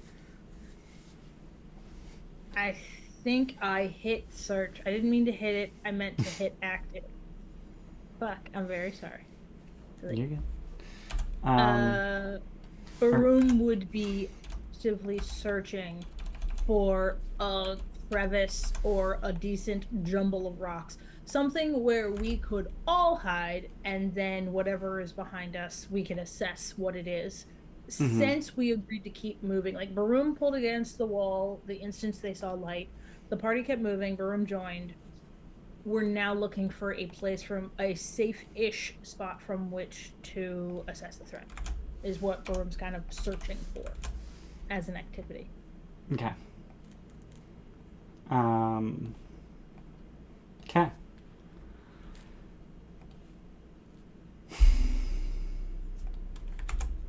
Oh, we went to add, and I wasn't paying attention. Oh no! Oh no! 2 minutes ago. Oh fuck! Oops. Oh well. Wait, what just happened to? Oh, okay. I need to be careful about that. I was on the other Foundry window, and I went to a tab other than chat, and I was just looking at stream, and the chat had disappeared, and I'm like, what happened? So I guess except this is the mid-session. That's weird. Well, that was not the ad to miss. Oops. I don't want people to come back from the ad to see us BRB. How many seconds do we have left in the ad? 0. Hello. Hi. Well, so we're back. We're back. We're back. We're learning. Yeah, it's. I'm not a huge fan of the fact that I need to be like cognitively, like consciously aware of how long until ads. I had snoozed them. My snooze didn't come back. How many snoozes did you have? I have 2 out of 3 now because I used one before that ad break. We'll Maybe it's because I activated the last ad break early, even though it was only 6 seconds early. So you got it back. I got it back. This one, you used a snooze. Shame on you. Huh. Like I didn't use the entire snooze, so they gave it back. I only used 4 minutes 54 seconds of that snooze. So they're like, okay, we can give you the whole snooze back. Okay. We're learning. We're learning how to game Twitch so that you get as few ads as possible. Don't and say at that. and So that you get as efficient ads as possible. that is true. You get as much viewing as possible. You're gonna get the same amount of ads. Yeah, you're gonna get the same amount of ads no matter what we do. Unfortunately, that's actually not true. I could crank it. There is literally the option to increase ads to 10 minutes per hour. Ew. Yeah. So 3 minutes per hour is the lowest I can go without pre-roll enabled for some of the time. And then you can split the ads. Like I could We're either gonna take like an actual like break now. yeah, right? we're gonna take like an actual break, and y'all can think about what you want to do about this threat. One detail that I would like to share is that Squire has about a quarter-sized bruise on their hindquarters, which is very large on a marten.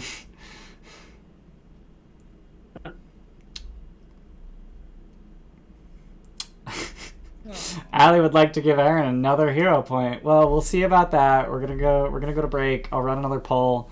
It's not giving me the option to run another ad, so we'll figure that out when we get back. But anyway, we'll be back. We're back. Thanks for being here. Don't go anywhere.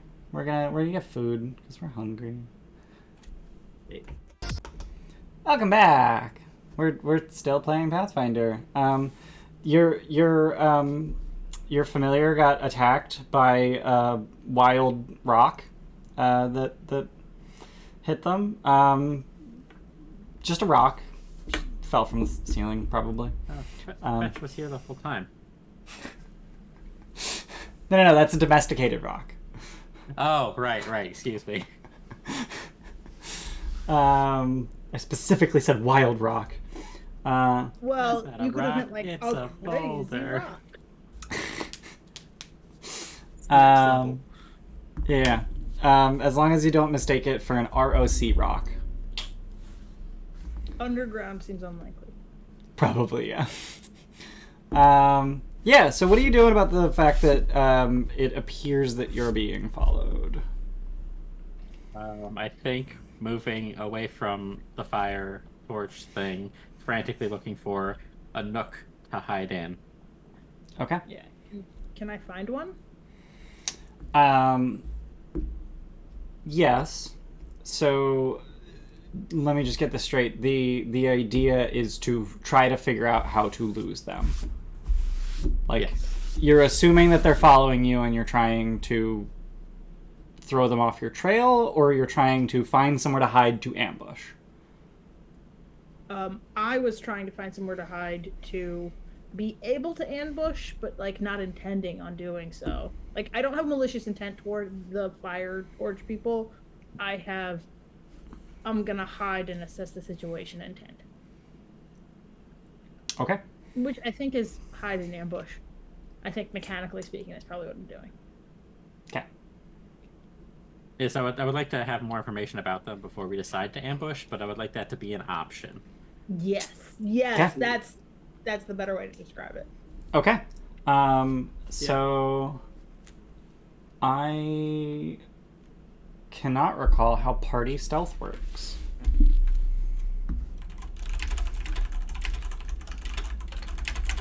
Like it's a thing that we can look up If later. 4 people roll stealth versus level appropriate enemies, somebody will fail at least 80% of the time. Yeah, so like that's the math that's in my brain is like if all 4 of you with Krohan, 6 if I include Fetch and Squire, if all of you roll, the odds that all of you beat perception DCs are hilariously low. So I'm just trying to find like how would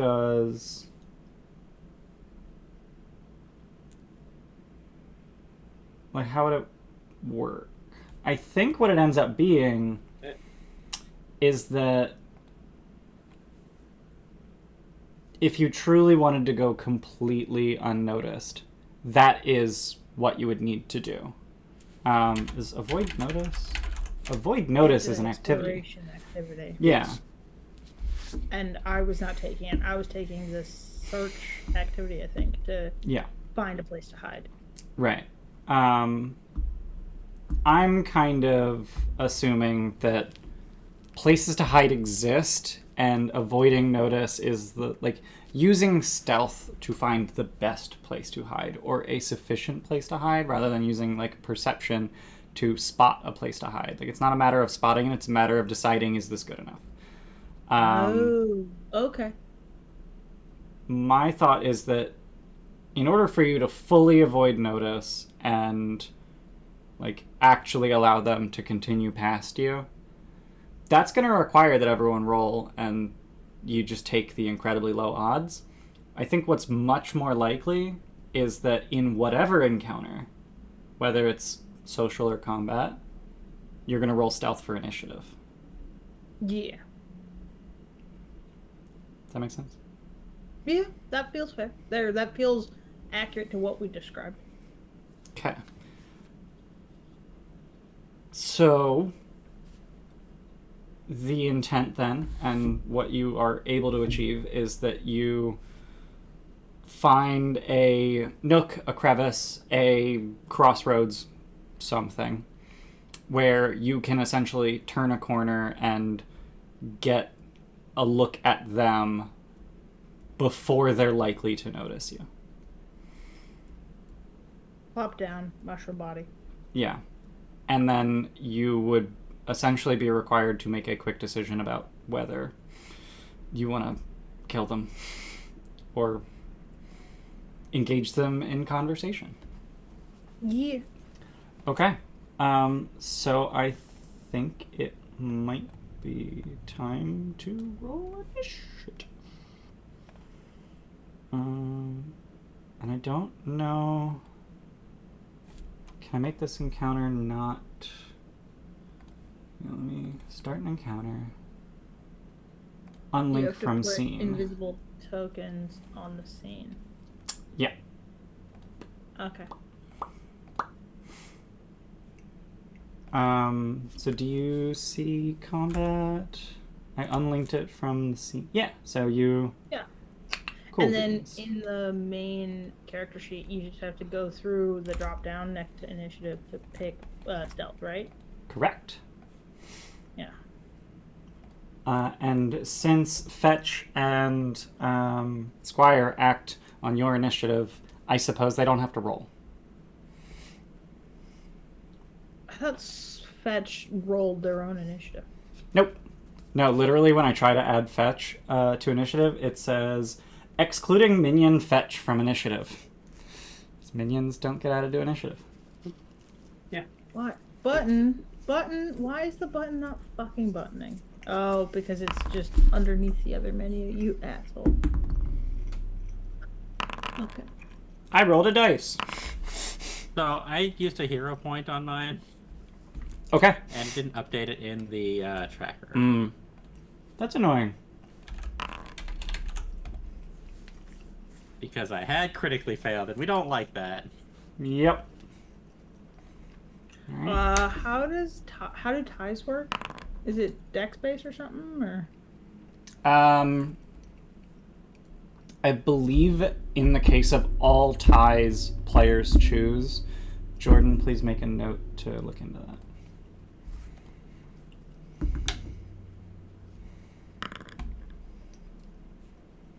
Those are secret checks. Okay. I made a note specifically for initiative ties. Is that what we're... Yes. Yeah. Yes. Okay. Yeah, so initiative is basically the only time that there's actually a contest. Everything else, you are rolling your roll versus someone's DC. It's like, I think initiatives are literally the only contest in the entire fucking game. So, unfortunately for you, one of these people is incredibly eagle-eyed and notices you as soon as there's line of sight, and this gnomish woman seems to have metal skin. Aside from her face, she looks like Colossus. The mutant. The mutant from X-Men. The X-Men. Yeah. Yes, yeah. the X-Men. Like banded metal skin, except for her face, and she's dressed like an artisan of sorts. Like she's wearing a heavy leather apron. And as soon as she catches sight of you, she yelps and lobs a bomb at you. Oh. So Very nice. no, not really. So I don't have a battle map prepared for this particular scenario. So I might just modify another one. Just stick us in the alley outside of the tavern or something. Well, I had a battle map prepared for like if you had gone in to investigate the torch. She would have yelped and thrown a different bomb. I'm guessing maybe she wouldn't have yelped. I just making some changes real quick. I'm adding some walls to make it more akin to the scenario that was described.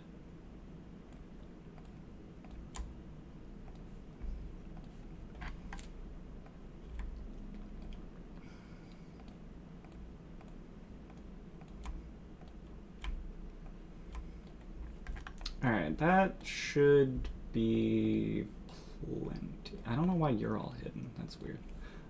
So let's bring you over here and let's switch to combat. Oh, there's no torch. Oh, there is, but not on us.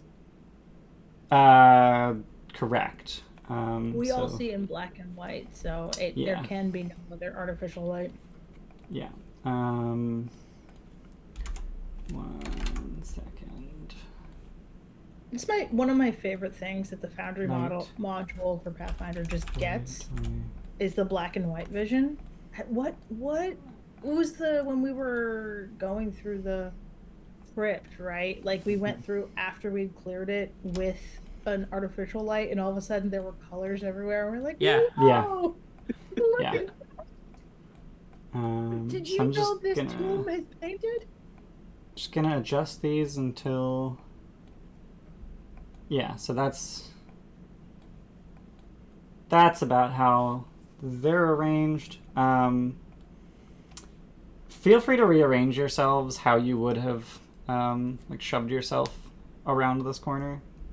We can't. It's paused. All right. I would imagine that we would have left Fetch at the front.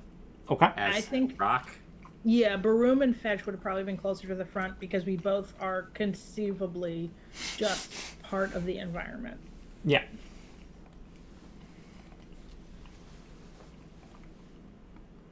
And she just caught wind of like Baroom with like one eye open. So like it looks like a mushroom, but then you notice it's like doing the Scooby-Doo eyes at you. Why is that mushroom wearing goggles? Yep. Wild mushrooms don't wear goggles. Alrighty. So as I said, she's gonna throw a bomb. I need to generate attack. I don't like this little yellow I'm sorry, dot. why is this she telling targeting me? Why are you targeting me? This feels like a targeted attack. This is homophobic. Why is it telling me it's melee? That's weird. A melee bomb? I don't like that. It's definitely not a melee bomb. It has a range increment of 20 feet, but the attack is showing up as melee for whatever reason. Have I been doing attack rolls as public? Yes, I've been doing them as public, but it hides like their modifier and whatnot, right? Right. Yeah. Okay. Yeah. Oh, okay. I didn't even drop the die, but sure. So the bomb misses. Do not know why it said melee strike. Very confused about that. Is the bomb attacking me melee? Just she throws it and then the bomb itself attacks me? That No. doesn't make sense, but No, that should be ranged. I feel like this bomb is coded wrong. It has range 20 feet.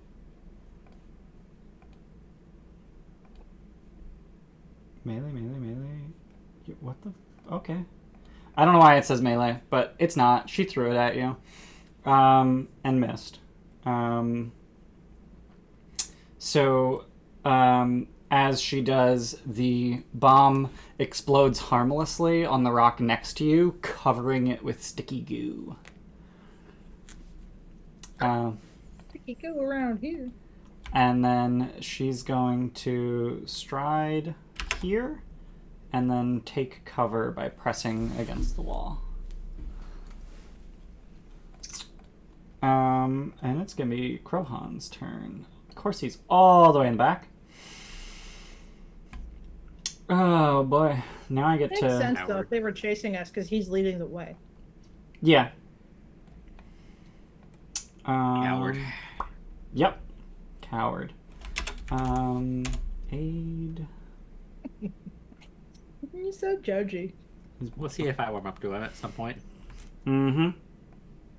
We'll see if you're magical. It'll take 2.5 levels. And if I recall correctly, allies are not difficult terrain, right? I believe that's how we have been playing it, yes. Alright, cool. So he is going to... Oh, he's striding twice. Sorry. Yeah, he's gonna double stride. And then he is going to prepare to aid in attacking as his third action. Okay. How does that work? You hold and... So he uses an action to prepare, and then as a reaction, he can aid. He makes a check. If he succeeds, you get a bonus to your attack. Cool. He is also positioning himself to potentially flank.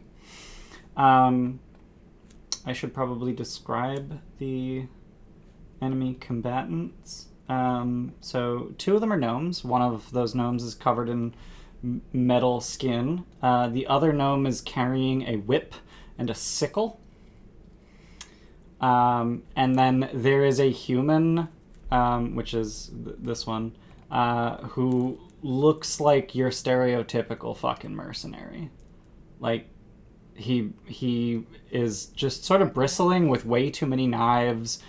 He's got a 10-gallon hat. He looks bored. I take offense at too many knives. What does that mean? 50? Yeah. What? No such thing as too many knives. What is the level of too many knives, and has Archie reached that point? So it's not so much that like he has a bandolier. He has like he's carrying a machete. He's got a knife in his boot. He has a sword on each hip, and he's got a I forget what they're called, but it's the dagger that you strap like across your front. It's the one. A necklace knife? No, it's like strapped across his just above the waist. It's the kind of knife where if you lose your sword, you just grab it and stab him in the heart. I know of what you speak, but I don't know words. It's a misericord is the type of knife. I just don't know like what that type of sling. Yeah. Anyway, Grom, it's your turn.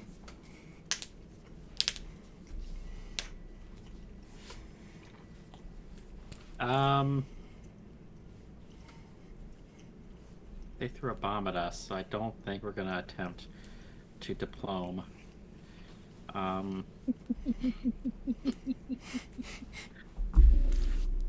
Fucking hate you. I wanna tell Fetch to go smack. Okay. So Fetch is gonna stride. Okay. They're 20 feet here. Okay. And we'll smack the human. Okay. So as a reaction, Krohan is going to aid. So he does that by making a melee attack on a success instead of dealing damage. He gives a bonus to the check. He has a +2 circumstance bonus to checks to aid. It's just a feature he has. It's great. So let's see how he do. Okay. I don't remember what the DC for 8... I think the DC for 8 is 15, so that's a critical success. So you get a +2 circumstance bonus to the attack. Crits to aid only give +2 still? Unless you're an expert. Okay. Or no, sorry, unless you're a master. Because I think Krohan is expert, but okay. if you're master, it's +3. But +2 circumstance bonus. Since you're flanking, he's off guard, which reduces his AC by 2. He's reduced by 2. Okay. I should target before I do this. 1, 2, 3. 8. That's a +2 circumstance. We hit add. We hit roll. Hero point? I used it. Oh, we gave it to Matt. No. Yeah, Matt got the last one. I mean, Matt's hero points are the best though because of all the cursing and shit. So. We did everything we could to make that hit. We did everything our level 3 asses could do. Yeah. I'm sorry? What spells do I have? What spells? Did spells Fetch do I just have? get distracted and hit the knife instead? Maybe. Or this guy's just that good. Like, even with Krohan and Fetch, like, ready. It's just not enough. Possible. So that was your first action. That was my first action. I guess I'm just gonna move up and attack if I can make it. Okay. Nice.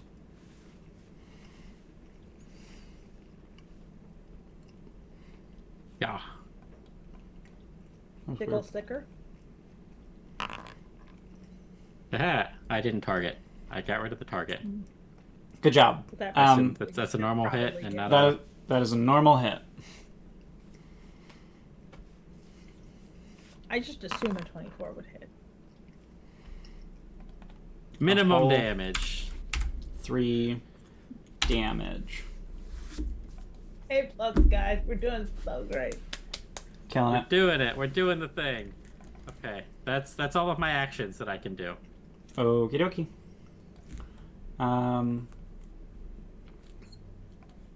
Alright. So it is the turn of the gnome with the whip. And he just yells, "We're not here for you, but we'll kill you if we have to."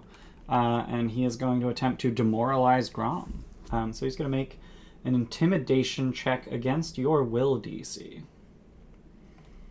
Attacking my the will man, DC. the depression is so rude. I'm sorry, why is this telling me I have a -1? Oh, because I don't have them selected. I'm like, why is this telling me I have a -1 in intimidation? Because I didn't have the token selected. Alright. So what is my will DC? It's going to be 10 plus your will modifier. 21. Clearly, Like my will saves? I won. Yeah, so it's the modifier of your Okay, will yeah. save plus 10. I was like, this is fine because I have great will saves. I have a +11. You do, and I got a 22. So you become frightened 1. which, if Is I it- recall correctly, yeah. At the end of each of your turns, the value of your frightened condition decreases by 1. He's going to keep you targeted. That's not an attack, so he doesn't suffer from map. And he is going to whip you. That's good. If it were whipping, it'd be dangerous. A whip is fine. Right. I'm sorry. It's a what pretty the fuck cool is going whip. on? I'm gonna regenerate this because Miss. being weird. Why is it? Huh? I didn't do it dumb, did I? No.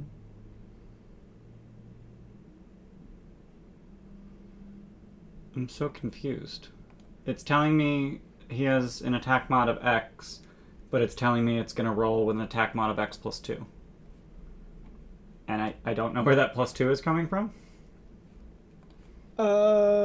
Is Frightened? Does that do somehow- anything? No.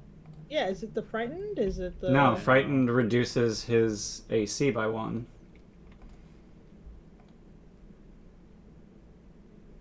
Is he have an ability where if you're adjacent to an ally, you get a bonus? Ooh, that's Like a good point. pack tactic type thing? That's a good point.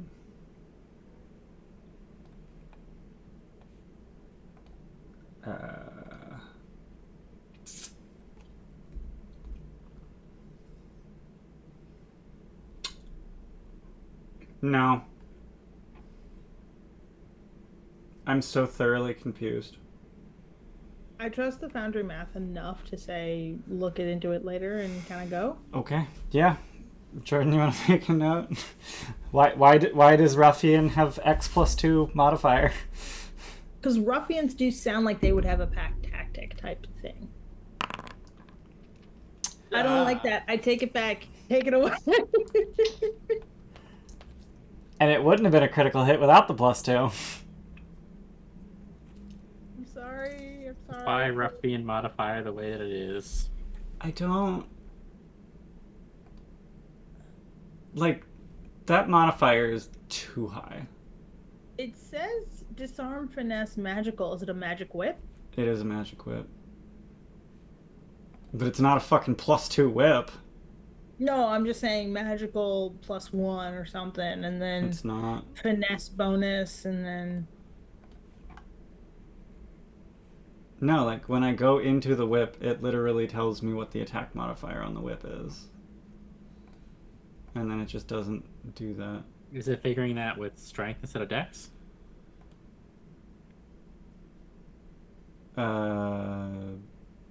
Yeah.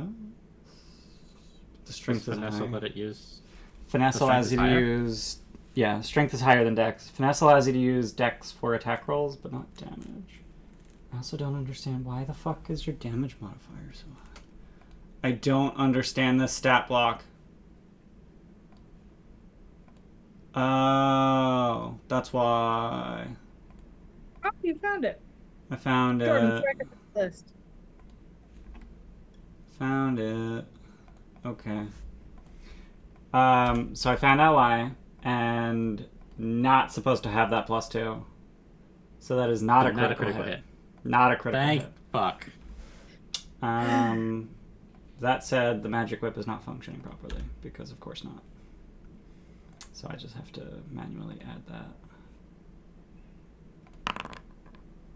Casual 11 damage. Is that?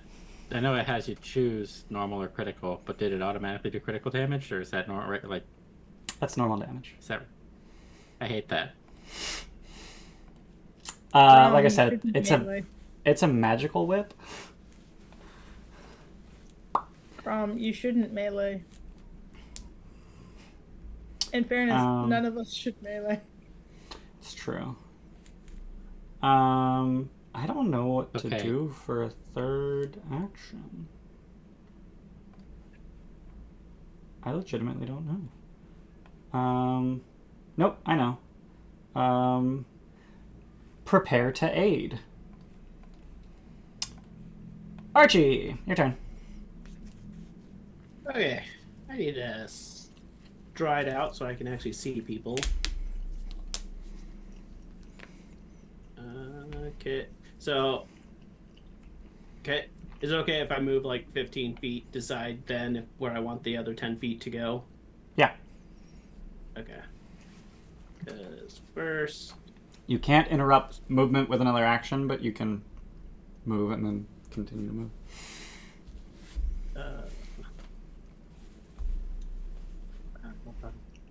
So close to.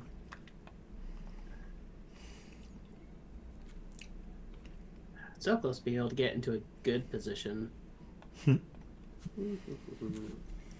does a good position look like? Everybody in a line.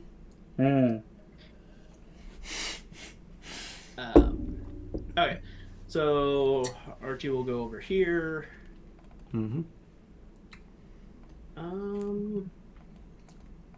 I assume you have Squire on your person.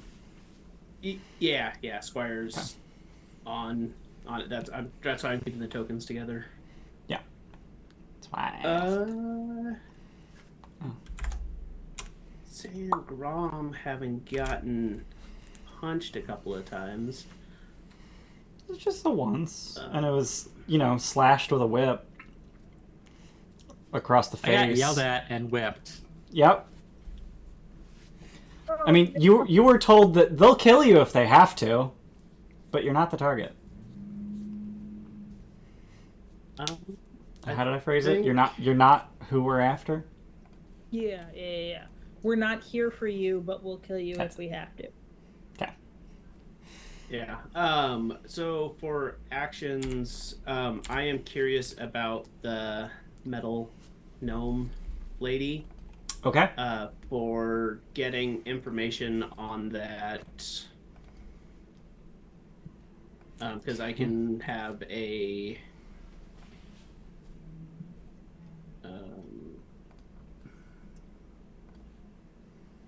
My brain's blanking of actually like trying to discern, is there a race of gnomes that I would know that has metal skin, or is this some type of magical effect okay. that she has on herself? Yeah, so that would be society to recall information about gnome societies, or arcana or nature to perhaps identify the magic. I think Archie would think along magical stuff, so arcana to see if she has some type of magical thing on her. All right. So I will. Okay. So based on her appearance, specifically the fact that the metal does not cover her entire body, specifically her face is bare, and the fact that it just sort of blends seamlessly, you recall a race of geniekin known as Talos, who are touched by the elemental plane of metal. So she just has genie blood. In much the same way that Rhea has genie blood. Is Rhea's crystal blood or something? And rock. Yeah, she's touched by a genie of the elemental plane of earth. Okay. And I think Archie will say something that was like, well, if we're not your targets, why are you attacking us? Who are you here for? And at the same time, he's also going to hex Mr. Too Many Knives. Okie doke. It's like, we're being attacked, so... Don't forget to target. Yeah, I was going to say, what is that? Is that... double right click to target. What was target? That's right. And Evil Eye. And that is a save. A will save. Oh, okay. So the... Yes? What's the ad timer at? Sorry, I just noticed it's 58. Good call. 9 minutes. Okay, cool. So let's make a save. Oh yeah, I get to roll a die. Ooh. That's Wait, not do you get bonus good. stuff for crit fails? Yeah, it is frightened 2. Sickened too, sorry. Sicken. Yeah. Yep. So I'm going to drag Sickened on him and then increase the value. Okay. That's all 3 actions. Okie doke. Is there a ruffian? What's that? That's 3 actions. Is it Baroom's turn, or is there going to be a surprise, another initiative that pops in? Oh, it's Baroom's turn. Okay. Yeah, no, the third guy is the bandit beneath you. Oh, there it is at the top. Sorry, I didn't see the I saw a ruffian appear, and I saw a bandit appear. I didn't see the third person appear. Gotcha. Okay. It is Baroom's turn. And the bandit is... Yeah, get fucked. Baroom is gonna stride to here so they can see everybody and begin singing. And Baroom's singing is that sort of guttural sort of throat singing. And Hence the name. character sheet. I just sing my name. Yep. Hold on. And it's gonna I was be like... 60-foot emanation placed on me. Oh my and... god. It's huge. I just I looked know, at chat I know. and I saw Brent saying best way to spend a lazy Sunday morning. And I'm like, what the fuck are you talking about? It's Saturday night. Oh, No, Australia. Brent, Australia. And so then everybody, I can't pop it on Crowhorn, but everybody else can pull it, Courageous Anthem onto themselves. I slapped it on the Archie, Crowhorn. same. Fetch, same. Oop. Don't need 2 of those. Okay. And Alright. yeah, Baroom's gonna say much the same, like, we're not here for you, but I'll kill you if I have to too. This sucks. Okay. Are you returning a then- demoralize? No. Okay. Because that would be a waste of a force barrage. Mm-hmm. Baroom's free action talk, right? Yeah. But you only have Yeah. 1 action left? So you're going to do a 1 action force barrage? Yeah. Okay. And on that note, it's gonna be a single action. It's gonna be a first rank force barrage. Okay. Against who did the hitting? This person? Yeah, that person. Yeah, Grom got hit in the face with a whip. What's the target button again? Double right click. There we go. It's base acid damage? No, the default is acid because it's A. Yeah. It's force? Yeah, it's force damage. It should already have the 1d4 plus 1, and you're just looking at additional damages. Oops. Understood. 3. Alright. The guy with the whip. Yep. I Okay. targeted them. Did it not do it? It did, and I dumb. Okay. I'm bad at remembering how Foundry works sometimes, so. Yeah. Cool. I also have the automation set to, like, sort of. So, like, I could configure it so they would immediately apply that damage to him. But I don't have that, because there are a lot of times that we do things sort of half-assedly and kind of wrong, and I want to be able to correct for it. Appreciate you. Thank you. Yep. Yeah, so Baroom, we're also not here for you. This is stupid. And then proceeds to damage one of them in the face. Yep. Sonic just... Right. And then I mean, continues it's force. It's not sonic damage. No, it is force, but it is very clearly from their vocal cords force. Gotcha. Okay. All right. I got you. So it is the bandit's turn, and he's just desperately trying to stay upright, and he just sort of retches out the words, "Isn't that the guy?" As I think he's actually gonna retch. I'm gonna spend an action retching.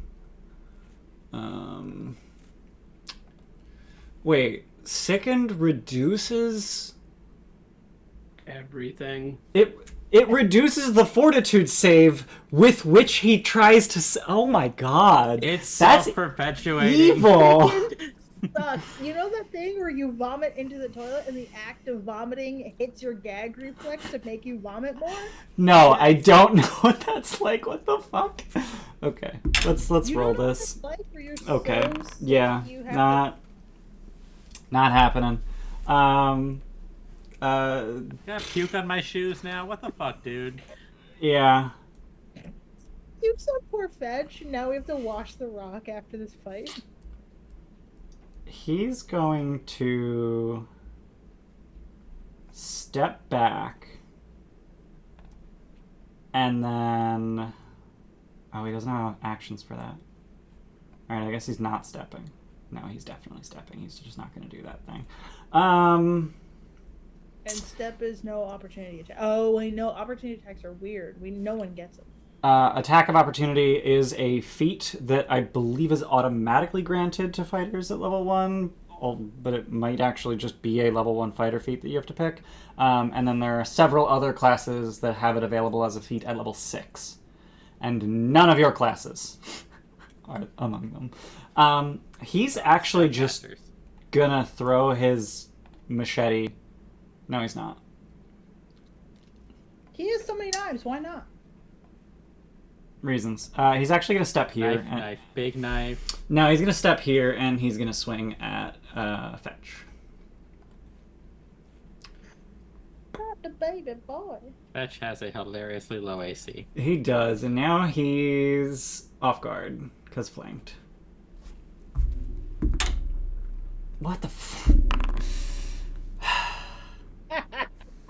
I can't roll for shit.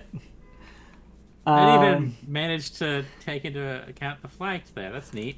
Yeah. Wow. They're doing great. So that was his 3 actions. Gadgeteer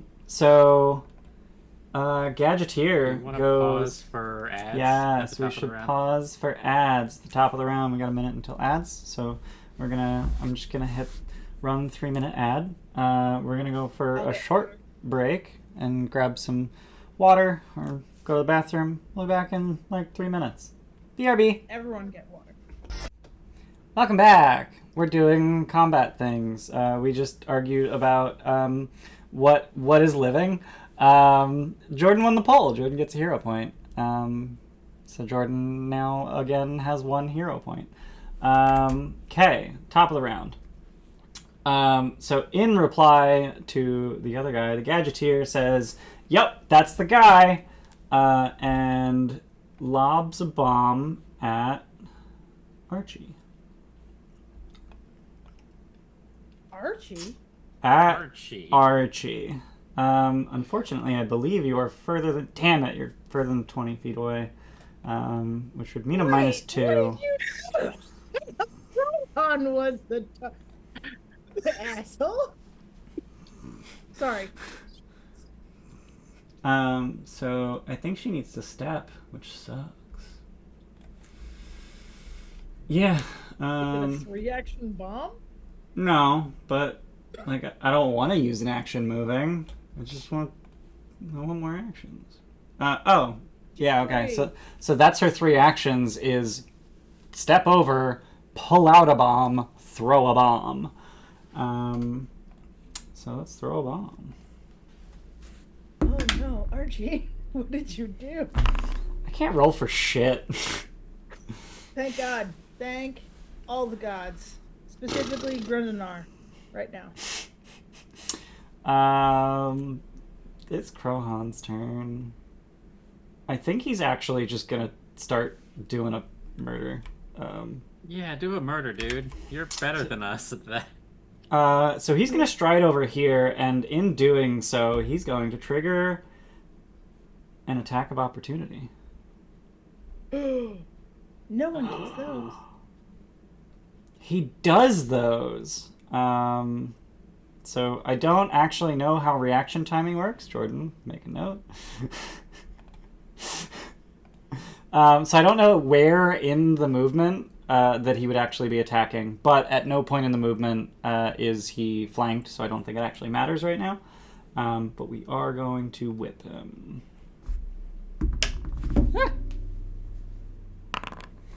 And that's going to hit.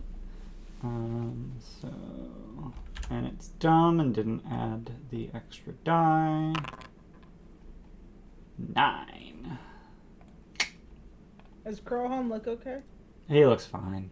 He's Okay. beefy. Okay. All dwarves Which- look beefy compared to. Which, honestly, like, I'm looking at his max HP and I do not understand. It seems way too high for his level. Anyway, so it's Crowhorn's turn. He's got Courageous Anthem. This guy's flanked. He has a pick, which has Fatal. So maybe we can get a crit and just do disgusting damage. Oh! Ow.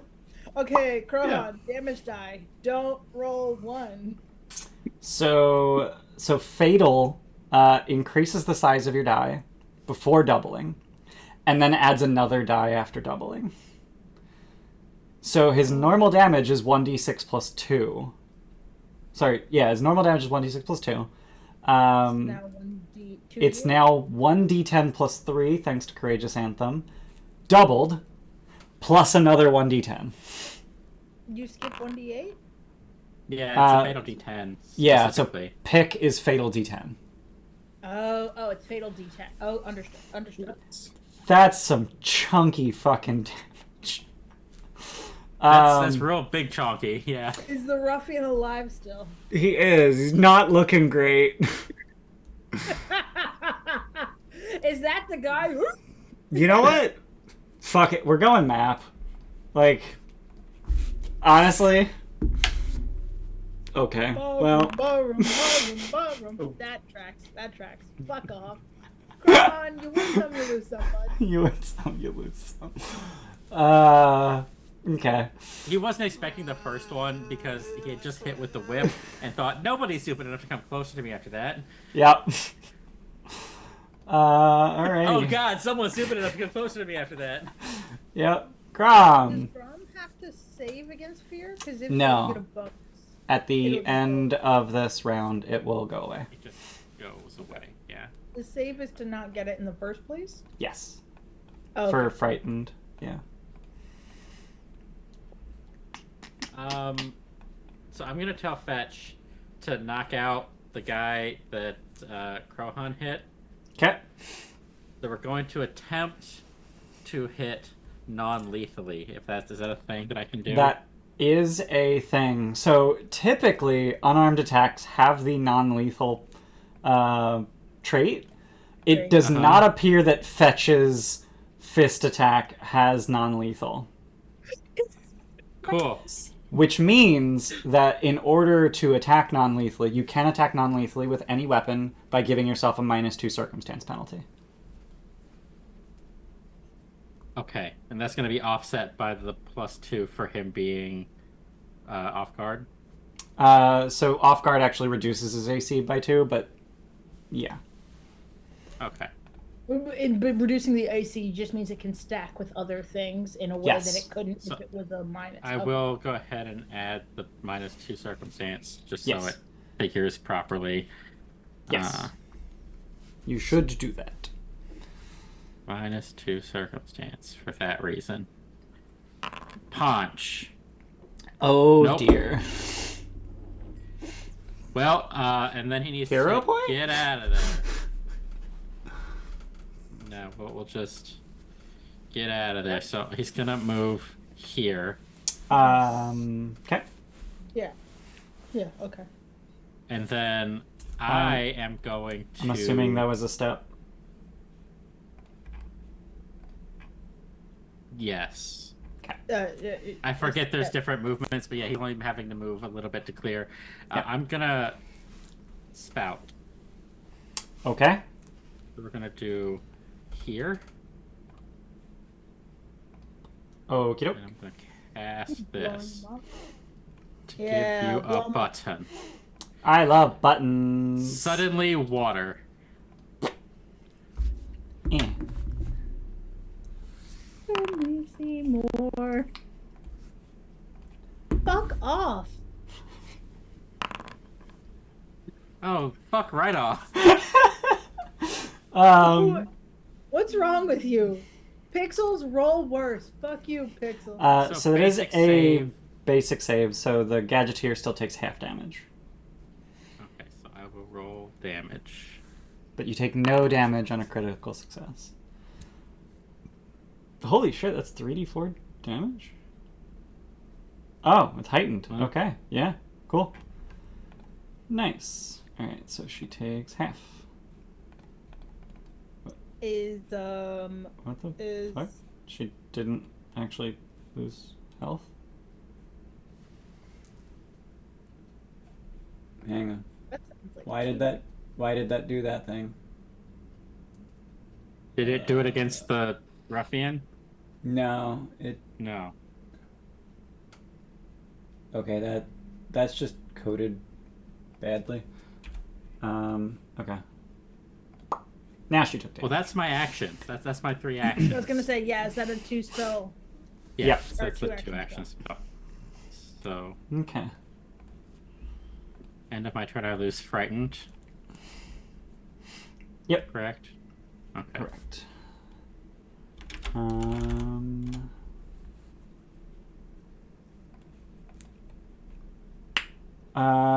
So yeah, he's going to. What's the range on Demoralize? 30 feet. Cool. He's gonna yell at Archie. Give up now, and we don't have to kill all your friends. And he's going to attempt to intimidation you. Damn it. I have to select him. There we go. Ha! Allet. So you are frightened one. And then he is going to... So there's no Ooh. save for that. So what's the point of Courageous Anthem? Not just like mechanically. It's a good... Are there certain effects that require a save against the frightened? Yes. And this is just demoralized doesn't. Yeah. Okay. Actually...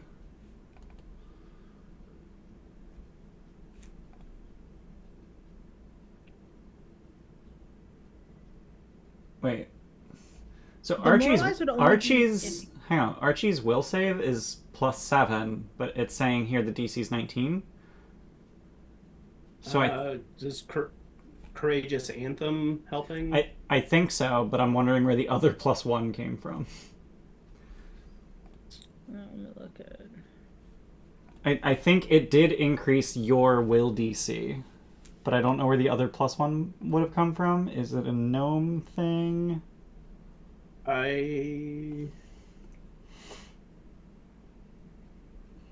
Oh, or gnomes got like some magic effect or whatever. I don't think so.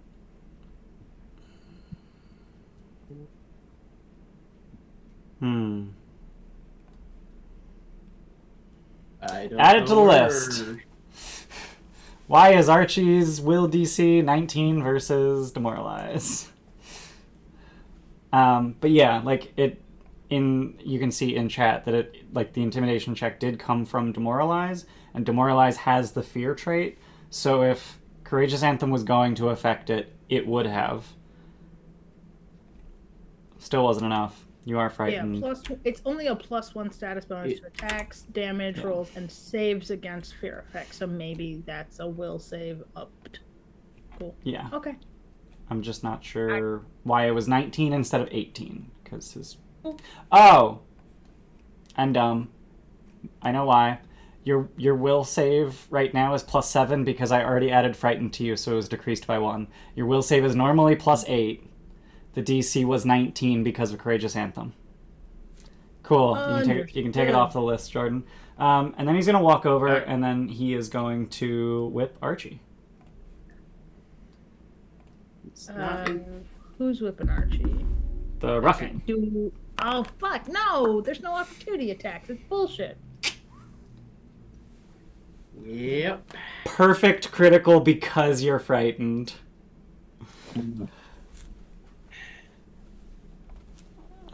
I'm doing system mastery. I am happy with myself. There has to be an option for strike through. For what? I'm looking at my notes and I'm trying to find. Oh, it's there. Okay. Archie, are you dead? Okay, and that's. Do I take double or is 18 That is critical doubled. damage? That is doubled. Okay. You take 18. Archie, are you dead? Up a people Nope. party. If it was double damage, yes. You wouldn't be dead. You actually wouldn't even be dying because whips are non-lethal. I thought non-lethal you had to toggle the trait. Or no, some weapons are just auto non-lethal. Whip is non-lethal. Some weapons have the non-lethal trait, and then if you want to do lethal damage with them, you take the -2. Okay, I was gonna say, real world history says You can kill people with a whip, and it's a little bit harder than not killing people with a whip. Okay. Archie, it's your turn. As you get whipped across the chest rather brazenly. I don't like any of this. That is mechanically reflected by the fact that you're frightened. Oh, it's funny. Okay. Can I give you inspiration cheers, whatever, so I can take my hero point? No. I'm kicking your ass enough. I think this is. Yeah. Yes. So, commanding a familiar, that's a single action, right? Mm-hmm. Oh. Okay, anyways, I'm going to start this off. I'm going to cast Grim Tendrils, Okay. and that's going to go this way. Goes 30 feet, but... Okie doke. Let me click. Oh my god, this guy's still second. Yes, he He's gonna be is. thrown up for a while. Does Evil Eye have a duration? Oh, you have to sustain it. Yeah, as long as Okay. I continuously sustain it. Okay. So if you don't spend an action to sustain it this turn, then it will end at the end of this turn. Yeah. Okay. So, 2 action Grim Tendril on Alrighty. the bandit and The Gadgeteer. yeah. Whoo! Sick and putting in work. Yes. And she doesn't give a fuck. Which one's the Yeah. Talos Gadgeteer? Alright, so Okay.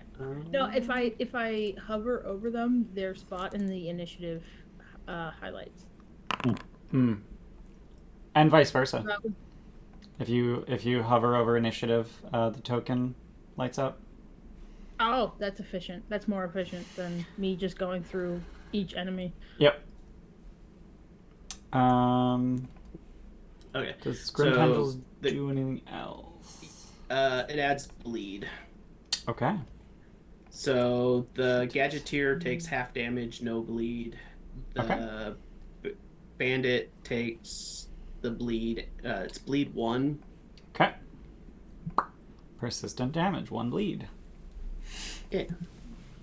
And then Archie's going to hex the ruffian with Needle of Vengeance, Okay. targeting himself. So Okay. if the ruffian attacks Archie, and Squire is going to prolong the hex on the bandit. Cool. All right. Okay, so I get a will save versus the... I think it just happens. Ah, right. He makes the save when he attacks you. Or when he makes a hostile action against you. Yeah. Yeah.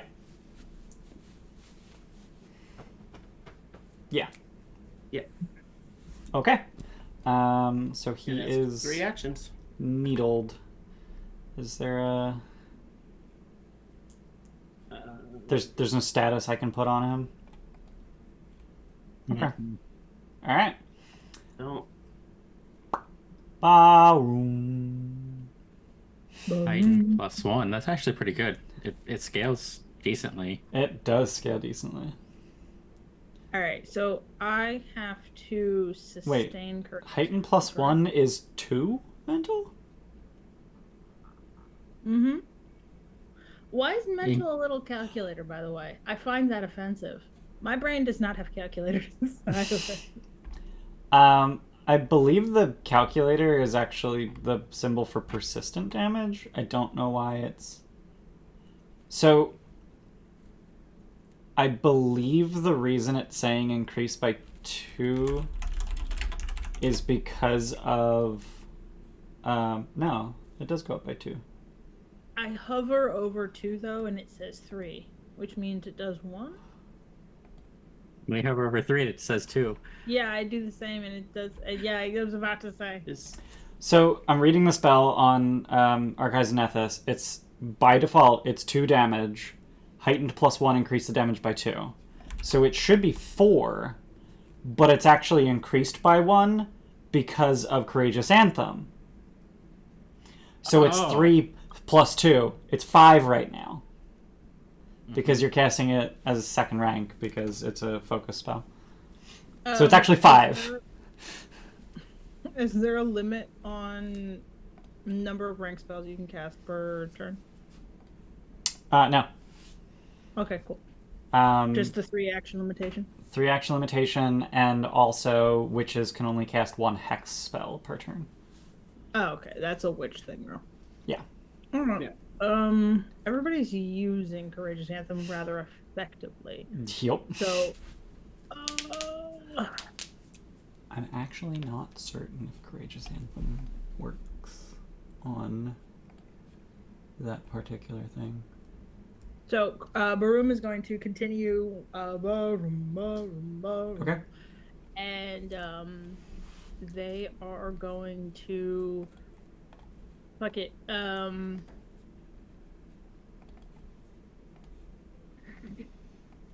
you sustain 2 things? Yes. If you have 2 active effects, you can spend 2 actions to sustain both of them. Okay. Yeah. Apparently, when wizards were slightly too powerful in the playtest, the thing to do was round 1, cast spell. Round 2, sustain spell, cast second spell. Round 3, sustain 2 spells, run around trying not to die. But like a crap. Alright, yeah, fuck it. And then Baroom is going to They nerfed that strategy. Oh wait, no, I'm not banned. No. Okay. But it's a 10-foot emanation that I don't know how to pop out. Is it an emanation from the you? only reason it matters is because if I sustain it, it will expand. Okay. I was gonna move, but I don't have the actions to move. So I am 60 foot emanating my sound of the beautiful sound of my voice. And then I am 10 foot, currently 10 foot emanating Bane. Oh, thank you. So to 2 creatures and theoretically the third. So yeah, it's a DC 19 will for Ruffian and Bandit. Okay.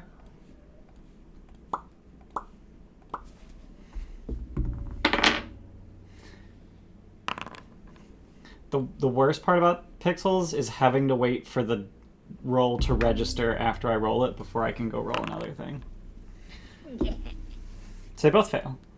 They're both so they baned. both get baned.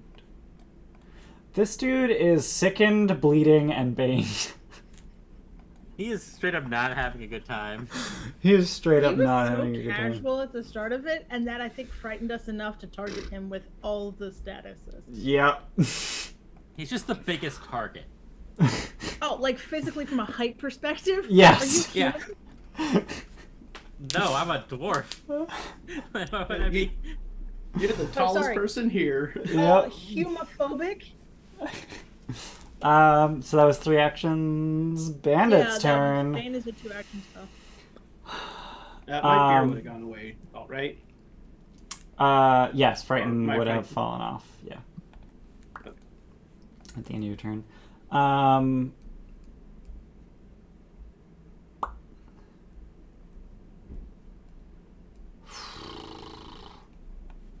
having a really hard time justifying not doing this. Running? Yep. Fuck! Does he know all... Wait, does he have all the... He had the torch, didn't he? He did have the torch. So He just reactions.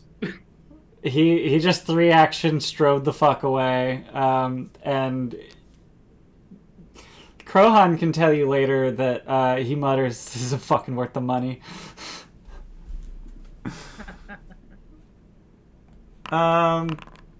And he takes 1 bleed damage. Does he die at the edge of our vision? Wait, why did that? Wait, that was weird.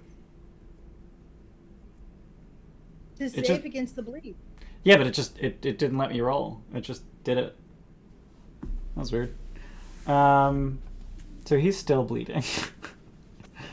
All right. On our way home. Oh, I have to actually apply the damage. Okay. I have too many windows open. I can't see anything all of a sudden. Like, I have to select one of your tokens to see things because NPCs generally don't have vision built into them for whatever reason. Oh, but they should have dark vision. Like, from a mechanical standpoint, Yeah. they should Yes. not have a penalty to fighting in the dark. Okay. maybe. Maybe. Wow. You should check that before check their ancestry before you don't apply a penalty, please. So we know that both of their ancestries are gnome. And we know one of their heritages is not Umbral gnome.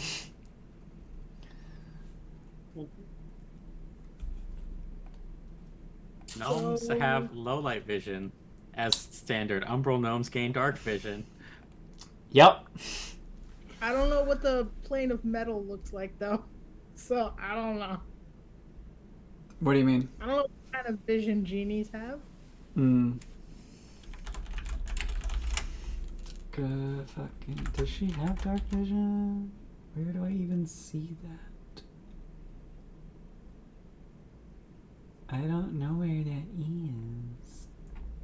I think Jordan should add it to his list and we should assume there's a -5 penalty. Uh-huh. Or hidden from them or something? Like, how does that work? So To be you clear, would be hidden if they can't see. wait, is it? Sorry, I played 4E last Is night, it so my brain's a concealed? little scrambled. It's concealed but not hidden because they know where you are. They just can't see you right now. I believe so. Okay. I had this problem last night where an enemy that I had marked was invisible, and I was like, but because they had bloodied me, they became, because they bloodied me, they got trapped. Mm. So I was like, I know you're there, I just can't see you. And I missed anyway.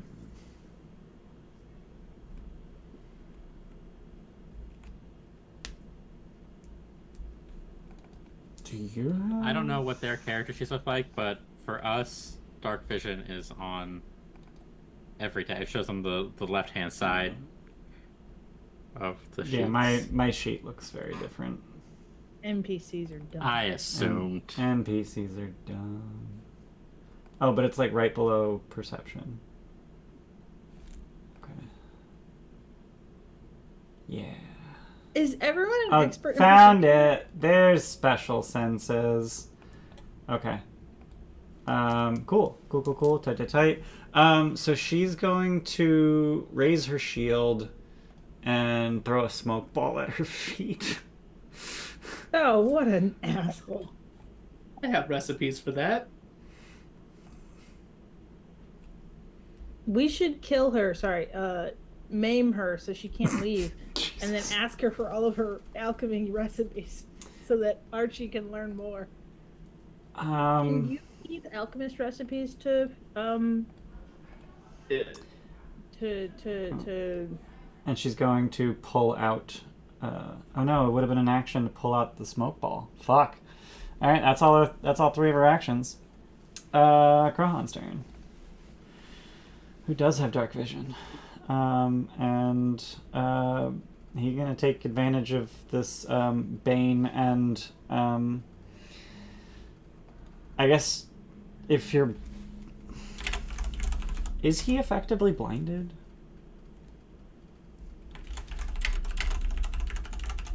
We have concealed, and that's a thing that we can add to ourselves. Mm-hmm. if it's technically dark vision for them, or not dark vision, if it's technically In dark. Pathfinder 2nd Edition, a creature without dark vision is effectively blinded when in darkness. So we shouldn't add concealment because they should have the blinded condition? I believe so, yeah. Okay. Because otherwise those would stack weirdly, or unfortunately.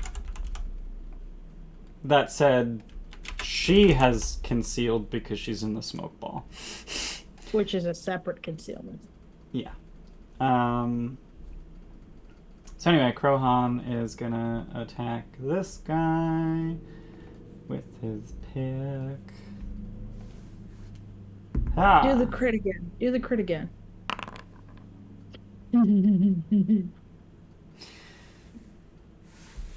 It's only Not a crit, but it's a hit. Let's roll some damage. Way less impressive without the crit.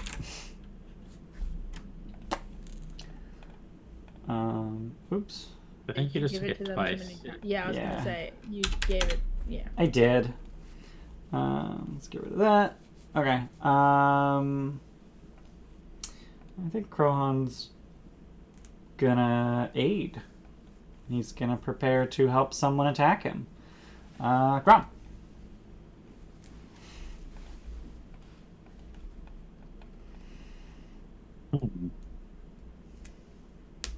This went tits up. You have some splaining to do after this, Archie.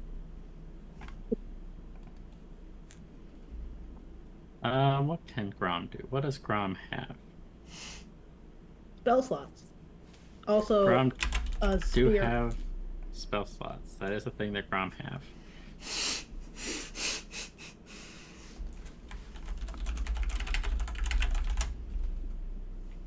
So yeah, we're gonna have Fetch attack the one that's throwing bombs. So he's gonna step here. Okay. And then make punch. Okay.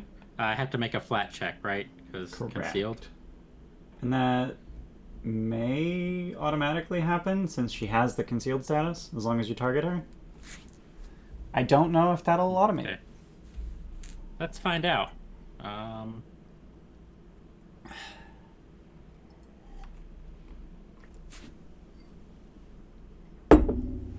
It didn't re-up the... You still have Courageous Anthem, right? Yeah.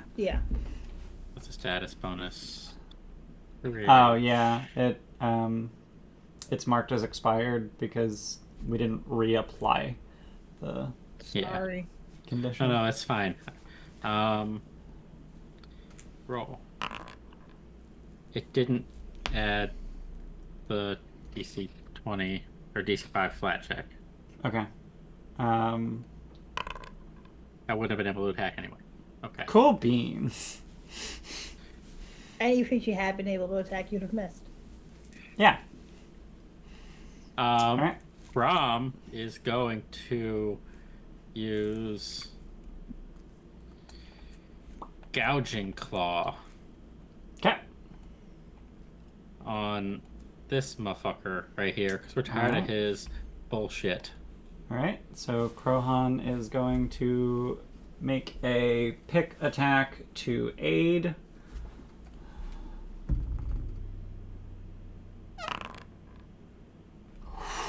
Barely. So that's going to be a +1 circumstance bonus for you. So the cool thing is, even though he's using an attack roll to aid, it's not on his turn, so it doesn't suffer from map. So it's a good way to use an action to make an attack. Although the +1 didn't make a difference, but that's okay. +1s can make a difference. Yeah. Roll damage. Damage. Nope. Whew. 14 damage. And you weren't going non-lethal by chance, were you? No, this is just this is a spell I'm Fuck casting. you. Fuck you. He did. He's bleeding out. Like it's. Anyone it's have big. speak with dead? Well, we can try and take the other one alive. I said we should get the bomber to teach Archie tricks. That's my 3 actions, though. Yep. So I'm done. Archie. Stop rolling persistent. He's dead. He dies more. I actually don't know how that worked. Like in D&D, when I don't think someone is important enough or liable to wake up, they die when they go down. I don't know if that's a rule in Pathfinder. Adding it to the list. Thank you. I think This Archie's was the gonna- best idea. I don't know who had this idea, but it was the best idea. It was Yeah, a but I combo think- of a couple. Archie's gonna yell into the smoke of, "Hey, look, you're on your own. Surrender. We won't kill you." And then try and kill him? Archie doesn't quite know what's going on yet, so he's not murderous at the moment. I don't know, like, is there, like, there's a demoralize, but is there, like, a cause surrender? So that sounds like a coerces an activity. That's exploration. Yeah, I think it's just demoralize. Let's see. Persuasion, PF2E, is there or diplomacy rather. There's request. Oh no, that requires they're friendly or helpful to you. Yeah, I think it's just demoralize.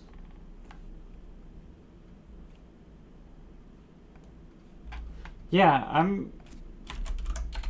How to demand surrender PF2E.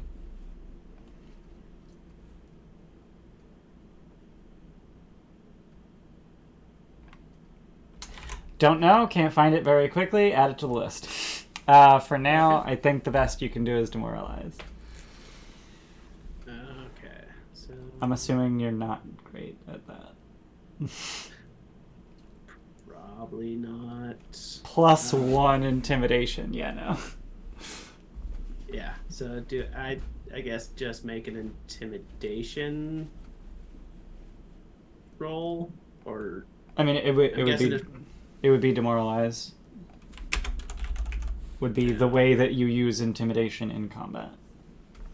Yeah.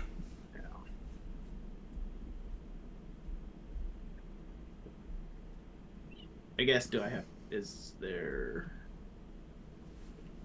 So I hit it just to see if I could make it pop in chat. I did. Mm-hmm. So then I think, Archie, you would click that intimidate button in the action. Yeah. Nice. She does Yeah, a fuck fright. it. She does a fright. How do I raise shield? I do Okay. have a button for it. I don't know if you do. I don't think I do. For me, it's an action. She doesn't really. Oh, can I? I mean, she had the action to raise shield. That's what she did, right? I mean, that's what she did on her turn. I just don't know how to get shield raised on her, like, as a status on her, so that she gets the +2 AC. I don't know. Yeah, and then I probably should ask this before. Holding an action to cost an action plus however many actions the spell I'd want to cast would cost, right? No. Readying an action is a 2-action activity that allows you to prepare a 1-action. Allows you to prepare 1 action. Yeah, you cannot ready a 2-action spell, period. On the Raise a Shield action, there is an effect for Raise a Shield. I can pop mine if you want to just drag it to her. Sure, let's see what It happens. doesn't actually have the effect listed there, but there is an effect. Like, delete. Weird. Yeah. Add to the list. How to get an NPC to raise their shield. Oh yeah, mine does the same thing. Sorry. That's okay. I tried deleting it, but you were too fast. Like, yeah, I can drop my shield in chat, but that doesn't fucking help. Anyway. Yeah, I am trying to think of like other things to fill the other 2 actions, but it does want her to surrender without killing her, and most of his other abilities are killing. You could do a recall knowledge on weak saves, I guess. Yeah, Like- or actually no. Archie wants to. What would be recall knowledge? Do I recognize this person? Yeah. Good. I know you from somewhere. Good point. Society, I guess. History, comma, self. Yeah. Lore, comma, Archie. Yeah. I'm legendary. at that. Engineering lore? Because she's an engineer? Okay. I have it. Oh yeah, I do. There it is. Engineering lore. Are you joking? I named engineering lore because I saw it on Archie's sheet. Like, I didn't just... Oh, Like, she's a gadgeteer, which is a type of engineer. Like, anyway. You don't recognize her face, but you do recall someone mentioning their Talos sister. And it was one of your business associates. Okay. Archie, we gotta talk, bud.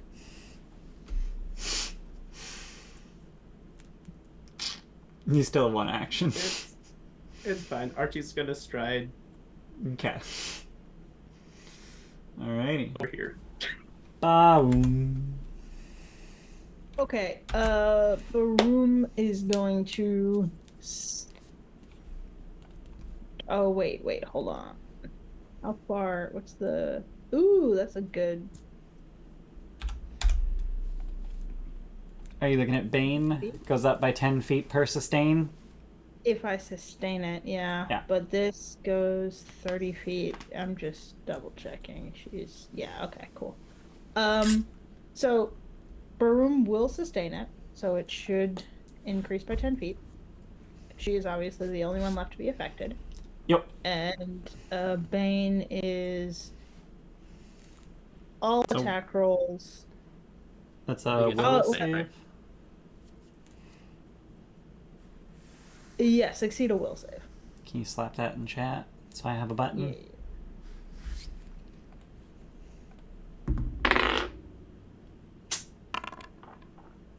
She's not baned. That's okay. Not It baned. doesn't affect me here. Baroom's just gonna say, listen, just as a sort of a professional interest, can I please possibly just see the bag of bombs? I'm so fat. I'm gonna cast Charitable Urge on her. I want her to give me all of the bag of bombs she's been pulling from. Okay. That's another will save. Alrighty. But I want her to just hand off to my buddy over here, who's next to her, Fetch. I want you to hand just to my buddy the Rock. Hand him just the whole bag of bombs. We're just so curious. Specifically the Rock. He's very curious. Baroom. Oh, I'm not singing anymore because that's all 3 actions. So courageous anthem. Okay. Oh no. I have to go to the light tab to delete my. There it is. There it is. Delete. Okay. Bandit continues fucking running away. He continues to bleed though.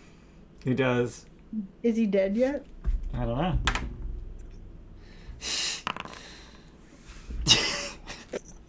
Still bleeding.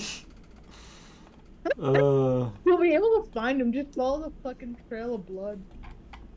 I don't actually know how it works to hand someone a thing. Sorry, I cast that. So sorry, I hit cast just to make sure that my ranks go down. It's in Okay. place now. Yeah, you're good. Just delete that one. On its next turn, before it does anything else, the target must present the nearest creature with an item in its possession. The target chooses which item to give, and if the only item it has is one that it's currently using to defend itself, such as a weapon during a combat encounter, it can choose to be stunned for 1 round instead of giving up the item. This might require the target to retrieve an item or move to reach the nearest creature, and pass the item off requires an interact action as normal. Okay. It was only a normal failure, not a critical failure to the will? Yeah. Okay, so she's actually going to choose the item, but Baroom verbally is requesting a bomb. So first action, she fishes a bomb out of her apron. Second action, she hands it to Fetch. Is it got a fuse on it that's lit? Did she just hand a lit bomb to the fucking nonsense? No. It is a lob it, it shatters and does its thing then type of bomb. And I think her third action is going to be raise a shield. So functionally, really, Charitable Urge is about you forcing you to just waste actions. Just waste actions, yeah. Okay, cool. And I mean, she has one less bomb now. Yeah, but also that's just a mechanically very useful feature. Yeah. And now we have a bomb. I was thinking about it from the collect objects from the enemy feature. I was not thinking about it from the waste their time feature. Gotcha. So I think it's safe to leave initiative at this point, because she's out of meaningful weapons and pretty fucking much at your mercy. So Surrounded. yeah. So how like she's chilling in the smoke cloud, which is gonna last a minute apparently. Yeah. And just hiding behind her shield. What are you gonna do about her? Can you delete the Bane emanation, please? Yeah.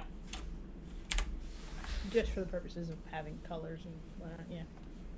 I mean, you don't have any colors. For the purposes of being able to see what's actually there. Okay. I think at this point, physically surrounding her is probably a good idea. Okay. So, like, I'd move into position, like, here. Okay. And then, like, fish through the smoke, trying to, like, grapple. Okay. Let's use our 39.25 feet of rope. It's 49.25 feet. Oh, sorry. It comes with 50 feet, sorry. 49.25 feet of rope to bind her hands. Please, I would say. As you go to fish her out of the smoke, you hear glass shattering.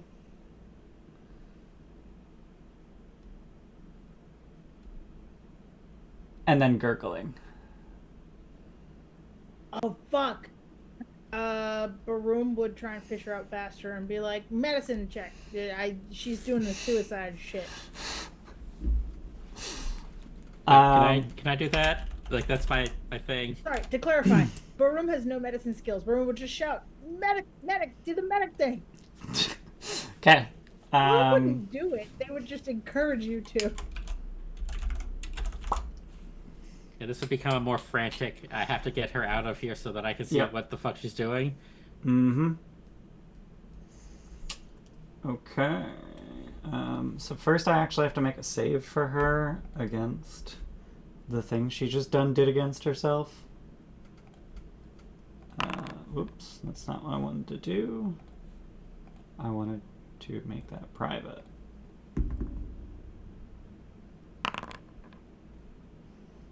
Okay.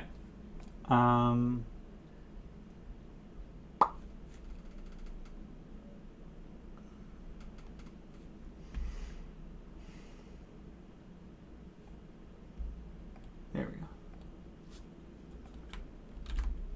Okay. I'm just learning how learning how poisons work. Okay. Is the answer not as efficiently as you would like? Basically. It's like so the coup de grace thing that you wish would work. Yeah. So there is an action that you can take if you're wearing or holding a healer's toolkit called Treat Poison. Well, I will use my first action to pull the healer's toolkit from the spacious pouch. Okay.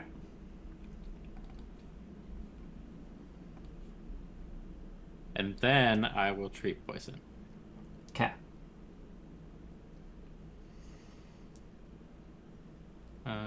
Don't make it worse. So you treat the patient to prevent spread of poison with a medicine check against the poison's DC. Mm-hmm. Okay.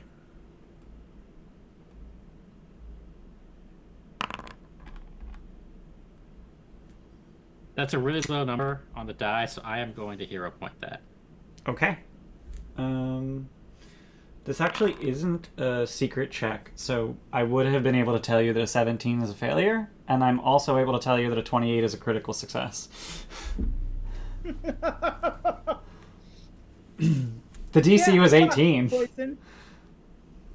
Oh, no, I lied. The DC was 17, so it was a success previously, and now it's a critical success. But it's the end of the session, so you should spend your hero point anyway. So that gives her a +4 circumstance bonus to her next saving throw. Oh,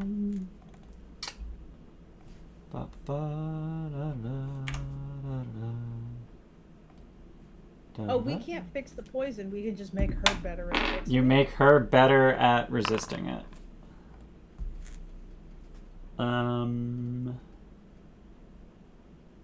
If I remember correctly how poisons work, she's cured. She's like vomited it out. Yeah. I would imagine that the process... So you can quickly surmise once you pull her out of the smoke that she had an ampule of poison that she bit down on.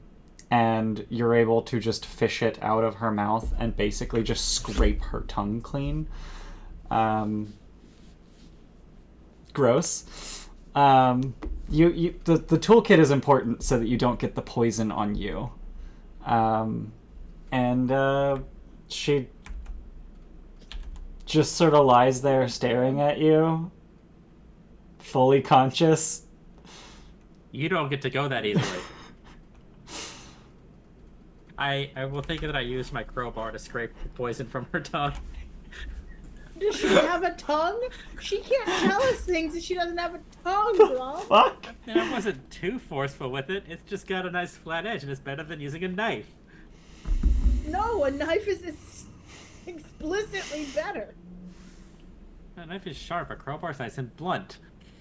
There's a Don't wanna blunt cut her edge of tongue. knives, Grom. Nah. That's why they're called scalpels. Thank you.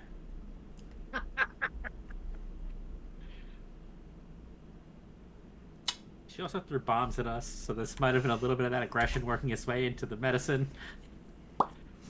Incidentally, she is kind of bleeding from the mouth because she bit down on a glass ampule. But other than that, yeah. Not capital B bleeding. I think she probably just took 1 slashing damage. I think that's where we'll call the session. We can interrogate her next time. Okay. Yeah. Thanks for being here, everybody, for the first stream of the new Gilded Troll. I sound dazed and uninterested because I'm very tired.